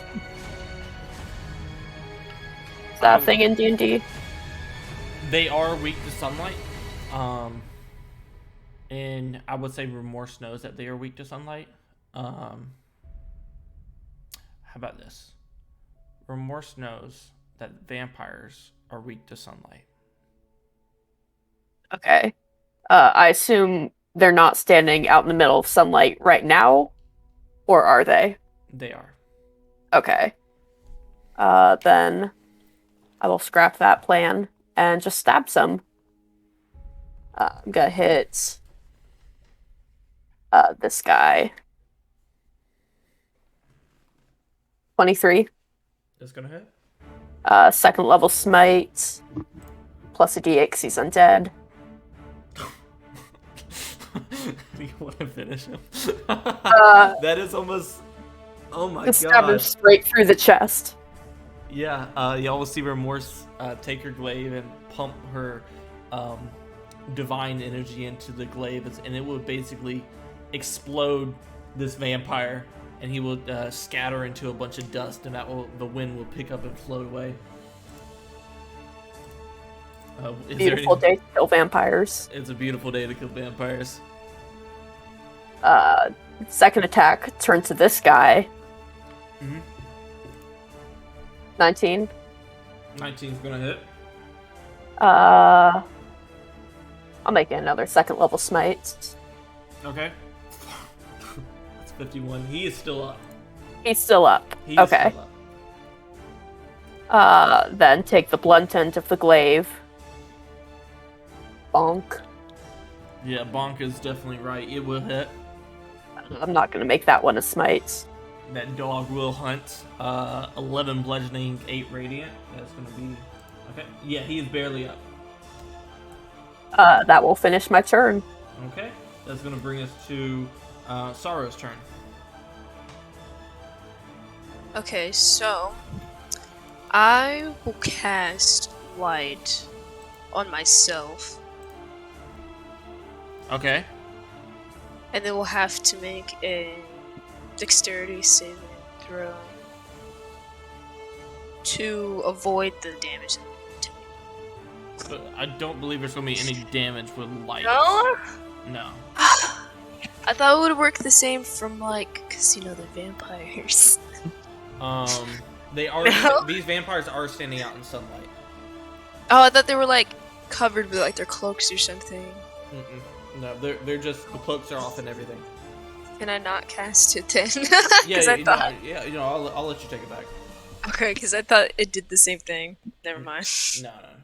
And I will just cast Eldritch Blast again. The first one will be on this guy. Okay, so that's not gonna hit. Same guy still. I'm hitting. 15's not gonna hit. Oh my lord. 26 is gonna hit. 25. And then that'll be it for the Eldritch Blast.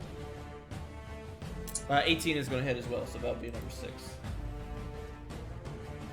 And my bonus. Can I use a bonus action? Correct? Yeah, you can't use bonus action. Okay.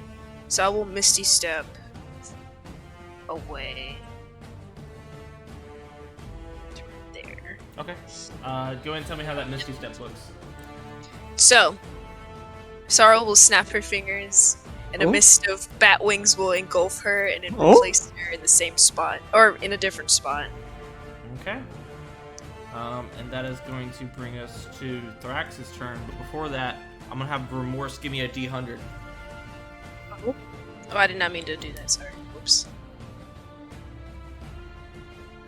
Ooh.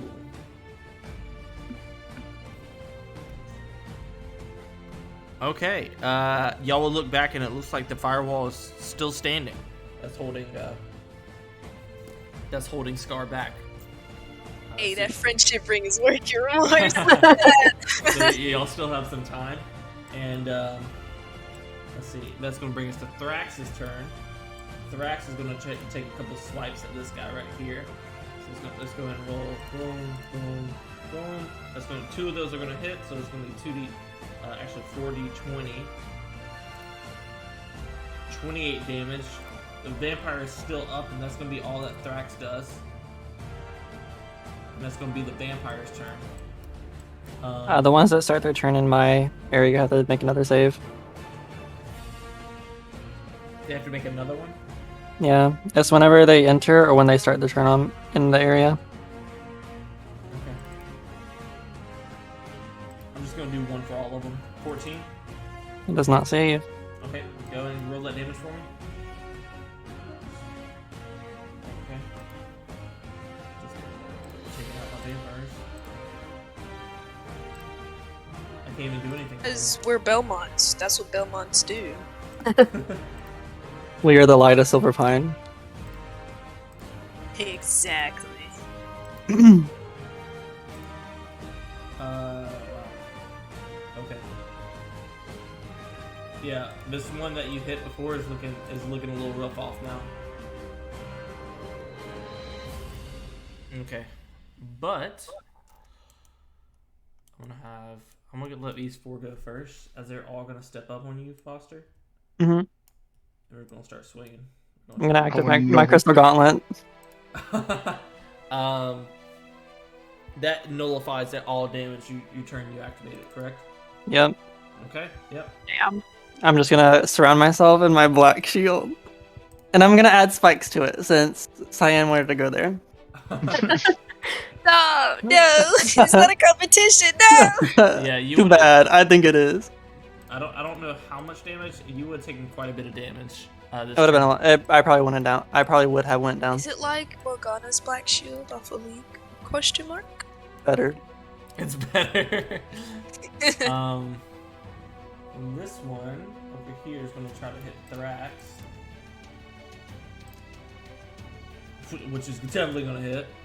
Both of those are going to hit.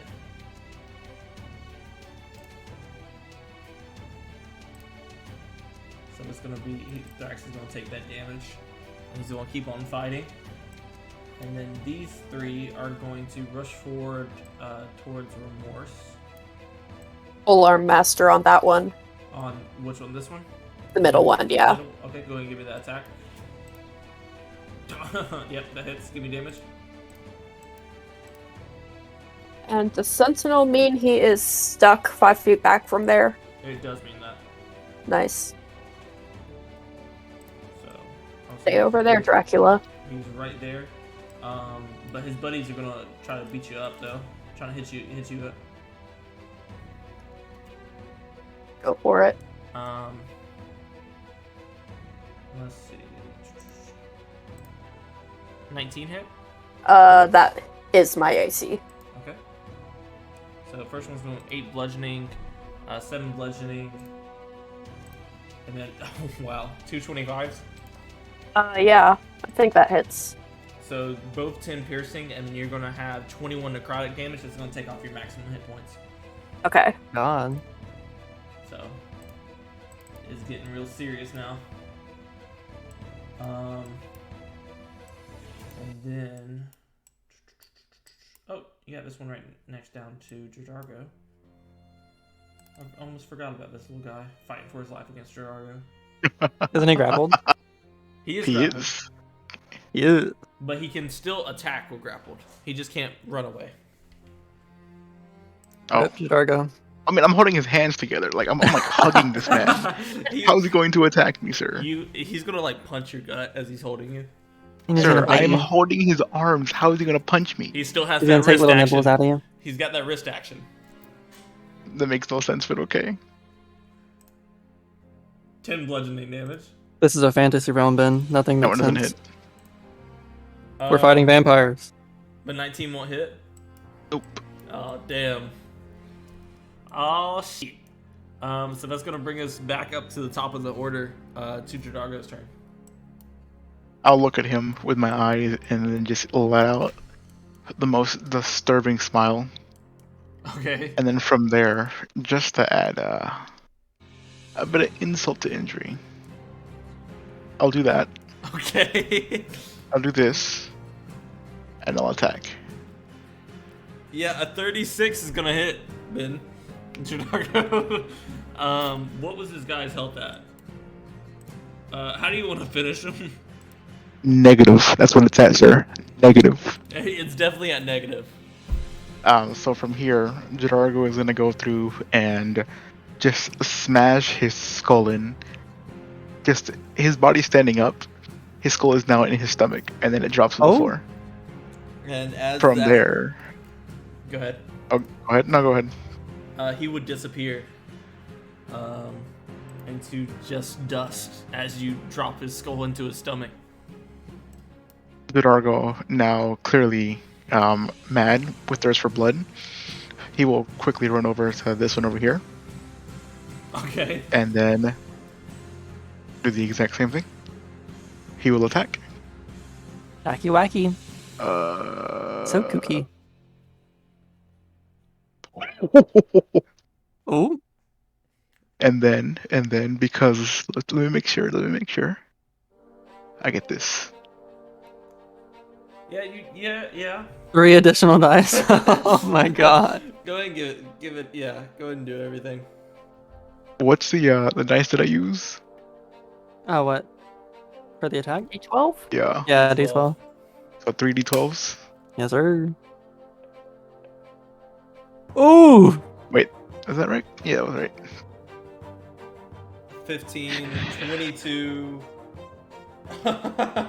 26, That's a lot of damage. 26, 36, 42, 42. How do you want to finish them? That's 54. From there, I'll go through and then just swing the hammer up, knocking the head off his body, and then from there, as I like turn around again, swing his body like to the side and just make sure that like they're not connected, just completely obliterated. Yep, and as that happens, he's going to turn into dust and disappear. All right. Is that all for your turn? Can I use Drake Overbite's ability? Which ability? Where he like summons fire or whatever it was. Cast the Burning Hand spell. I'm gonna say that's no. That's not going to be a no because that is going to use your action, and you already used your attack action. Okay. Has this one been affected by Ivy's ability yet? I believe it was at the beginning, wasn't it? Or maybe not. I believe it passed. Didn't it? Didn't this one pass? Oh, right. Yeah, that one So- passed. The second wave all passed. Okay, so if I like push him back into range, will he have to do it again? I don't believe so. I think It's 30 feet also. Yeah, So. I would say it's one of those abilities that once you pass it, you pass it. Okay. In that case, because I am currently recklessly attacking, I will run away again. Okay. There. Since I already ran, I think it was 30 feet. I'll run 15 feet behind her. Bruh. Okay, you're gonna use the warlock as a meat shield. To be fair, she has her cloak. Interesting. No, the cloak doesn't just block all the damage, Goofy. But I mean, they're probably gonna target me because they have advantage against me until my turn. So Lucky Yeah. me. you'll be fine. That is gonna bring us to Foster's turn.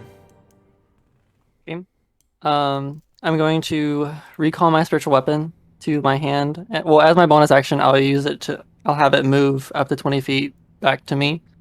And on its way here, I'll have it attack this guy. Okay. So plus 12, 23. Yeah, that's gonna hit. D8 plus 12 is 16. 16 radiant. Okay. Barely Rain still dance. up. And then I will use my attack action to hit this guy. Okay. Oh, with my spiritual weapon again. Oh, wait, that was the wrong D. Plus 12, 21. Yeah, that's gonna hit. Bruh. 13. Okay. I'm guessing he's still up. Yes. And then I'll use my extra attack to make another attack. Oof. Yeah, I'm guessing that doesn't hit. That's not gonna hit now. Okie doke.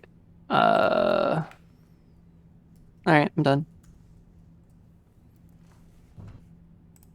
Okay. Let's see. They're still up, and that's gonna bring us to Remorse's turn. Going to start by stabbing this bloodied one. Okay. 35. Yeah. How do you want to finish him? Disembowel him Oh, okay. right through the gut. Okay. We're all out for blood.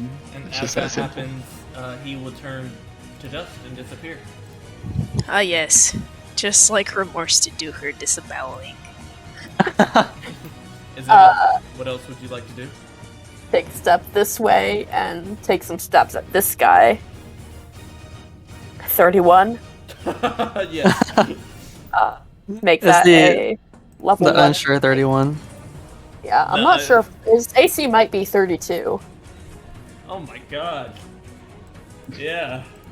This is not a good day for the vampires. You know I'm a paladin. This is what I do. Yeah, I knew it was gonna be bad with you, but I didn't think everyone else was gonna be able to pull that radiant damage. Yeah, so he is still up. Is he still up now? How do you want to finish him? I mean, I think it just bonks him right in the middle of the forehead and he falls back. And as he does that, he will go into a cloud of dust, and the wind will pick him up, and he will go past the trees and soar, and you'll see his dust soaring towards vampire heaven. It's tragic, really. Yeah. A tear is in the eye of this vampire right over here, and he is scared. Is there anything Could else? be, 'cause I'm moving right towards him next. Okay. But that's it. Okay. That brings us to Sorrow. What would you like to do, Sorrow? Well then, I would like to. Well, I'll just still cast Eldritch Blast Okay. at the last, The last one. or not the last one, but this one. Wait, hold on. Oops, clicking that one. Okay.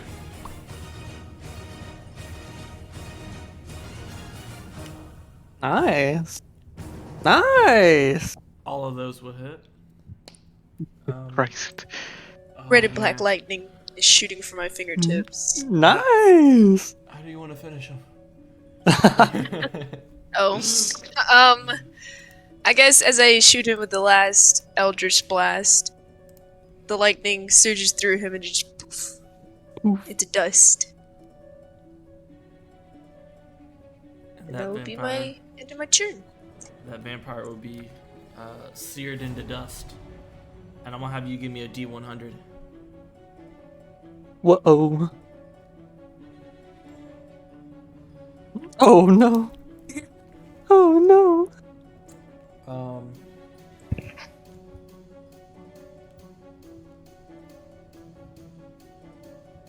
The firewall that you created earlier, you will notice that the spell is starting to break, and through this firewall that's been keeping back Scar, you will see two claws piercing through it, and as this being is slowly starting to open up a gap for him to walk through. He's slowly making his way through this firewall, and you can hear him screaming as he's doing it. You are running out of time as we come back to the top of the order. The vampires all around Foster. They're gonna have to make the wisdom saving throw. Okay. I'll just do one wisdom saving throw for all of them. 14? Nope. Okay. Give me that. 3d8, baby. Well. 12? Yes, sir. Okay. How do you want to finish the one in the middle? He's just burnt to a crispy toast. Okay, he's now Crispy. He is now crispy toast. And let's see. Oh wow. The other three are still looking rough, but they're gonna take their 3 attacks at you. I'm gonna use my crystal shield again. Okay. Dang, I'm gonna need him to calm down. Oh man. Oh yeah, that'd have been a really bad turn for wow. me. Those 3 nat 20s. Oh my god. Wow. Yeah, that would have been quite a bunch of damage. But yeah, it all bounces off of this black crystalline shield that Foster is holding up towards them. I'm surprised that you're using the shield right now. Oh no, there's more. But that is going to be all for the vampire's turn. As Thrax is going to start running towards where Foster is. But he's gonna make it there, and that's gonna bring us to the beginning of JoDargo's turn. I'll disengage and run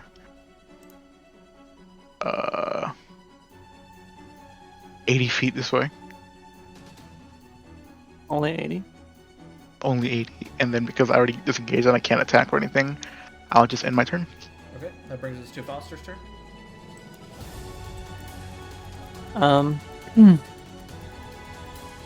Regular attack on this one. 17. Hits. 17. Hits. It hits. Oh, I'm sorry. 17 damage. 17 damage? Yeah. How do you want to finish him? Just lop his head off. Lop his head off, he goes into dust and screams as the dust flies back into the tree line. Extra attack on this guy right here. 31. Hits. 13, but I'm gonna Master Flourish and I'm gonna expend a... Well, not Master Flourish. I'm gonna Flourish and expend a Bardic Inspiration. I'm a Defensive Flourish, that's what I'm gonna do. Okay. Expend a Bardic Inspiration to roll a d12 to add extra damage to that. And then since it's a Defensive Flourish, I add 8 to my AC until my next turn. Okay. Is that radiant damage? Yeah. Oh, Oh, no. That's not radiant damage. That's just extra damage. And it's 8? Yeah. How do you want to finish him? Lop his head off it also.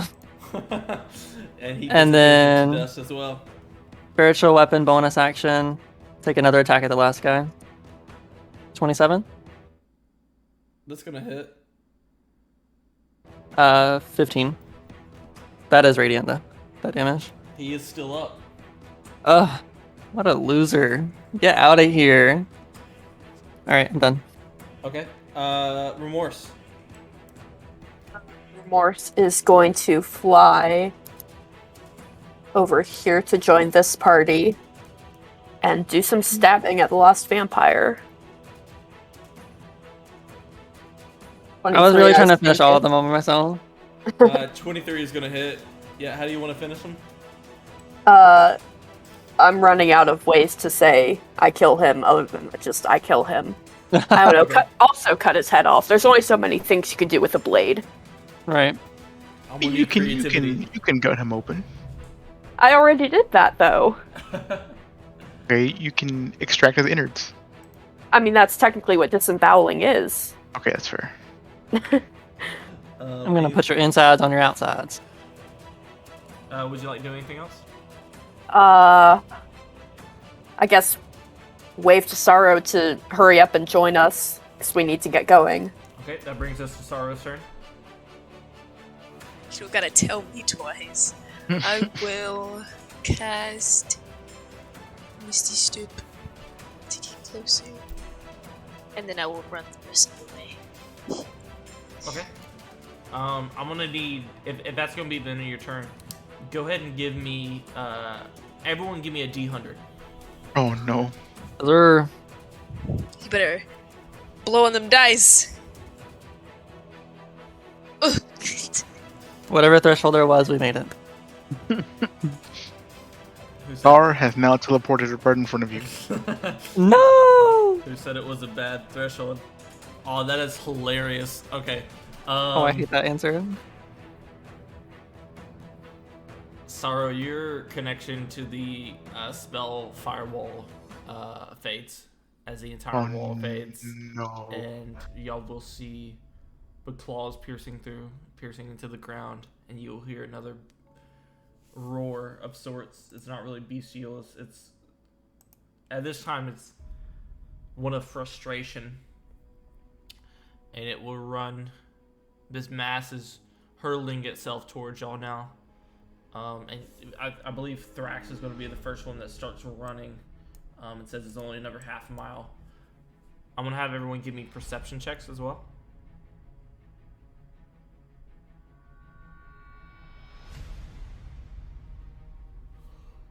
Yeah, I'm Sorrow. Remorse and JoDargo, you're not able to see anything Got my as you eyes start running. peeled. Foster and Sorrow, you are able to see something. We see everything. As all of the shadowy figures in the forest around you disappear. They don't really disappear as more as they fade, and their essence goes into a certain point. And over here, you will see 3 shadowy figures standing, and all of their essence will form into these 3 figures standing, and you're gonna hear a voice say, "A deal's a deal." Do they happen to look like Holt, Tara, and Xena? Give me an investigation. Bruh. From your distance and when you start running, you're not able to tell any features like that. Fine. Investigation as well. I'm sorry, what did you say, Sarah? Oh yeah, so I was asking if I could roll it as well, since I also see what he's saying. Yeah, you can roll as well. bruh. I guess we're both blind. You're not able to tell. We can see everything except that. Yeah, you're able to see it, but you're not able to perceive any details. And they will start walking away, and you will hear that voice say, "A deal's a deal." It's my headcanon that was them. It's time for you to pay up as they walk away. And what would y'all like to do? Fun. Okay, since everyone is running now, I'm gonna have to have everyone give me performance checks. I was about to say, can I summon my steed? Oh my god. Could I Must be argue it nice. would be athletics?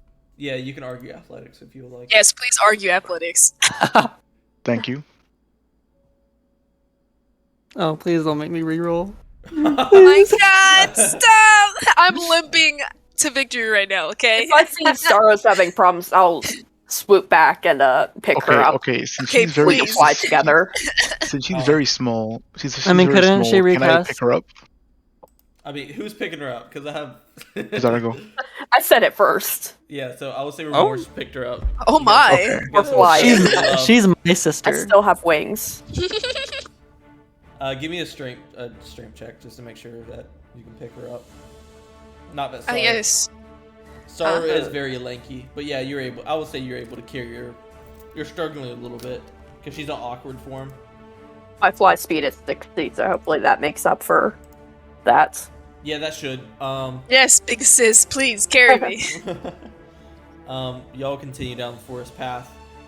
The chattering is getting louder and louder. The trees are falling directly behind you, and Thrax is yelling, but you can't really understand what he's yelling. And as y'all come out of a tree line, this is what you see. And we'll have everyone put their tokens down right over here. It looks like a farmstead with a bunch of picket fences and some fields in the back, but right now the way you're looking at, there's a single path. And I forgot to put the Thrax down here. The Thrax is leading, and I'm gonna have everyone give me. Well, I'm gonna have 3 performance checks. As something is finally caught up to y'all. Remorse, give me a performance check. JoDargo, give me a performance check. Or Oh, athletics, no. I'm sorry. As Foster as well. Bruh, not the nat one. Nat 119. I'm gonna say Remorse, you're able to fly ahead. Sorrow in tow. Sorrow in tow, so Sorrow, you can drag her token along with it. I'm gonna say Thrax sees that Foster and JoDargo are kind of struggling, and as they're going ahead, Thrax is gonna stay behind for a second, and a familiar face is gonna appear. Bruh. As, That man is too close. I'm gonna need him to back up a little bit. as Scar is going to lunge at Thrax. And Thrax is just going to prepare to be hit because he didn't have time to draw his swords. And you will see Scar lunging forward, one of his claws going directly for Thrax's chest. Thrax has no weapon in hand, but he's just kind of has his arms outstretched, trying to protect Foster and JoDargo. Can my spirit guardians activate? I would say whatever DC it is not going to affect Scar. Bruh. But just as Scar's go ahead. I was gonna ask, can I see what happens? Like, I mean, I would assume the Guardians still try and like protect me anyways. Yeah, but they try to sear Scar, but it has no effect. Do they just like pass through him? Do they just touch him and nothing happens? They touch him, and the searing. You just think that the searing is happening, but he doesn't seem fazed at all by it.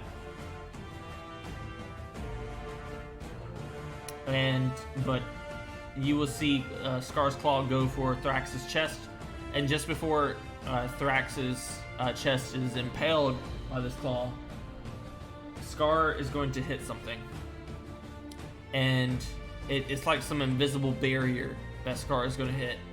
And as y'all look down, y'all will see all along the ground right before you get up this hill to this homestead, there are multiple what seems to be like anchors put into the ground, and a small thread ran through like the holes of these anchors surrounding this entire homestead. And for whatever reason, Scar can't get through this barrier of silk thread that's been threaded around the homestead. And he's being stopped by some invisible force, some magical force is stopping him. And Thrax kind of breathes a sigh of relief that they finally made it. And he'll kind of fall back, and Scar is just kind of walking back and forth, just plotting how to get past this barrier. What would y'all like to do? Tell Scar to eat shit. Oh my goodness.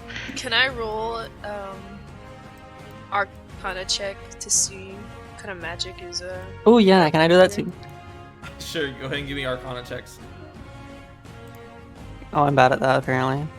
Oh, well, not too bad apparently. Apparently? We knew it. Y'all haven't seen this magic in place, but y'all have heard about it. It's kind of an abjuration style magic that think of the dome that you cast Foster, but threaded in so that there's a bunch of stipulations on it. Anything of necrotic nature, any beings, undead beings or anything of that nature, cannot pass past this barrier. It's a kind of an abjuration magic that has been specialized in.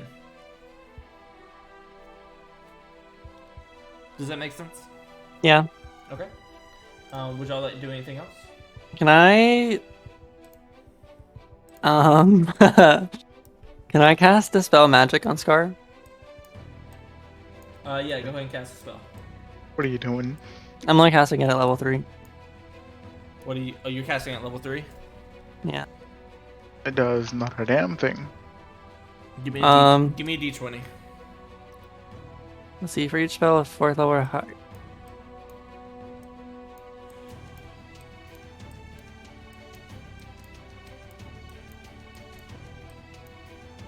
You want me to do the Yeah, give me a d20 for it. Nothing happens. Would y'all like to do anything else? Oh, I see. JoDargo will attempt to reach for the bow that was the artist's crossbow. And he forgets due to muscle memory. And then he immediately just goes over to Thrax.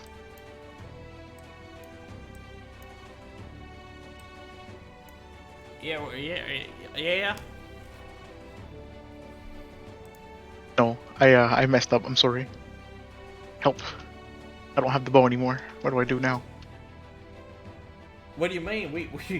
We hang out for a second. We made it here at least. Okay. I say we should rest. Where is here? Yeah. What is this place? Well,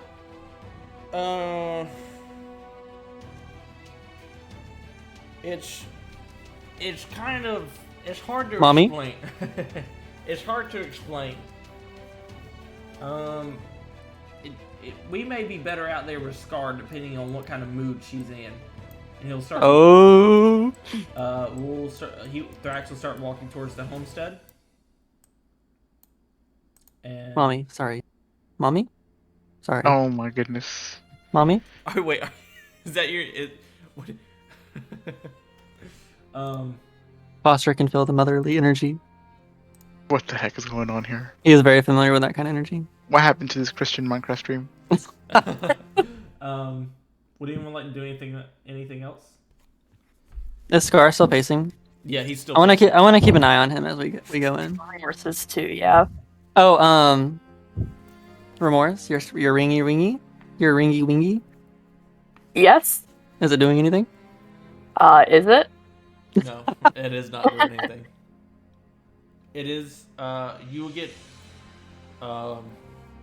You will get one sentence, and it simply says you made it. Nice.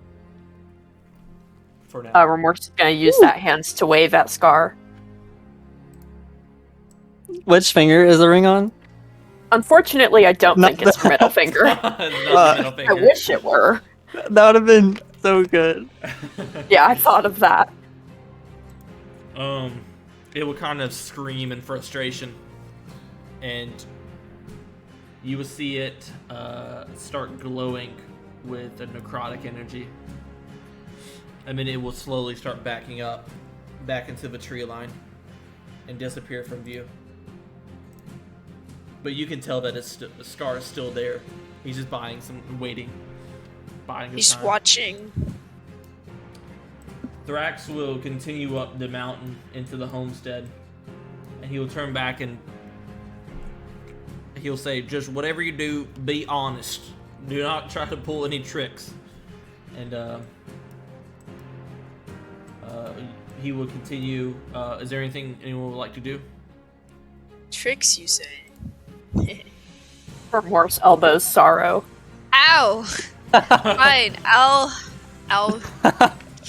keep my hands in my pockets. How about that? And he will go to knock on the door, and as he knocks on the door, it will creak open as it was already opened, and inside you will see a very simple homestead house. Oh no. And there is sitting in the back, not sitting, but kind of cowering in the back corner, you will see a middle-aged human man wearing glasses, holding a dagger out towards y'all. And he's holding a dagger in his right hand, and in his left hand he has his hand on the head of a little girl who's hugging his leg, and he'll kind of shakily shake as he's shaking with his dagger. He'll who are you? Why are you here? And before anyone can say anything, this weather is going to change rapidly, as it was a sunny, bright day outside, and you'll hear a thunder crack. And over here on the right, standing, I don't know if you could see that, but over here, you will see a elven woman appear right where the lightning struck, and she's this very dominant figure. She actually is standing almost, I would say almost as tall as, not JoDargo, but is almost as tall as Sorrow, and she has this beautiful flower dress woven around her, but it's kind of tight fitting, but it gives off it very clearly defines her muscles and her strong physique. A bodycon dress. Cough, cough. And she has this beautiful wavy hair and these fierce eyes, and she would look at the five of you, and Mommy? you will hear a very her voice as she says, what are you doing in my house? And as that happens, vines are going to grow around each of you, entangling all the way up to your torsos, and you are no longer able to move as your feet are starting to sink into the ground. Foster's blushing. That was Remorse. Oh. And I Well, believe. Go ahead. as Go that ahead. happens, JoDargo will tell her, well, if you were to at least move us and look off into the distance, you would probably see what we're running away from, ma'am. How do I know you're not just more disguises? Well, as you can Um, see, some of us are pretty beat up. Um, some more than others. We do have a bit of blood on ourselves from the previous fight. Maybe the ring Um, can help us, or like give her a sign. Remorse will offer up the hand that has the ring on it. We were sent here. We were told would be protected here. Oh yeah, Thrax. Do you recognize her? Thrax is scared, like he's like speechless because he didn't think that she would appear so suddenly. Um, and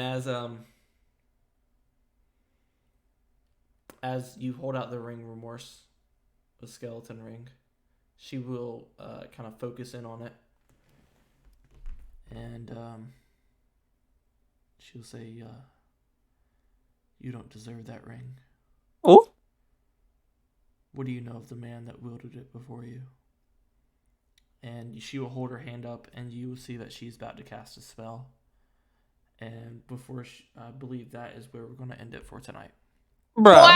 Wow, Damn. that's crazy.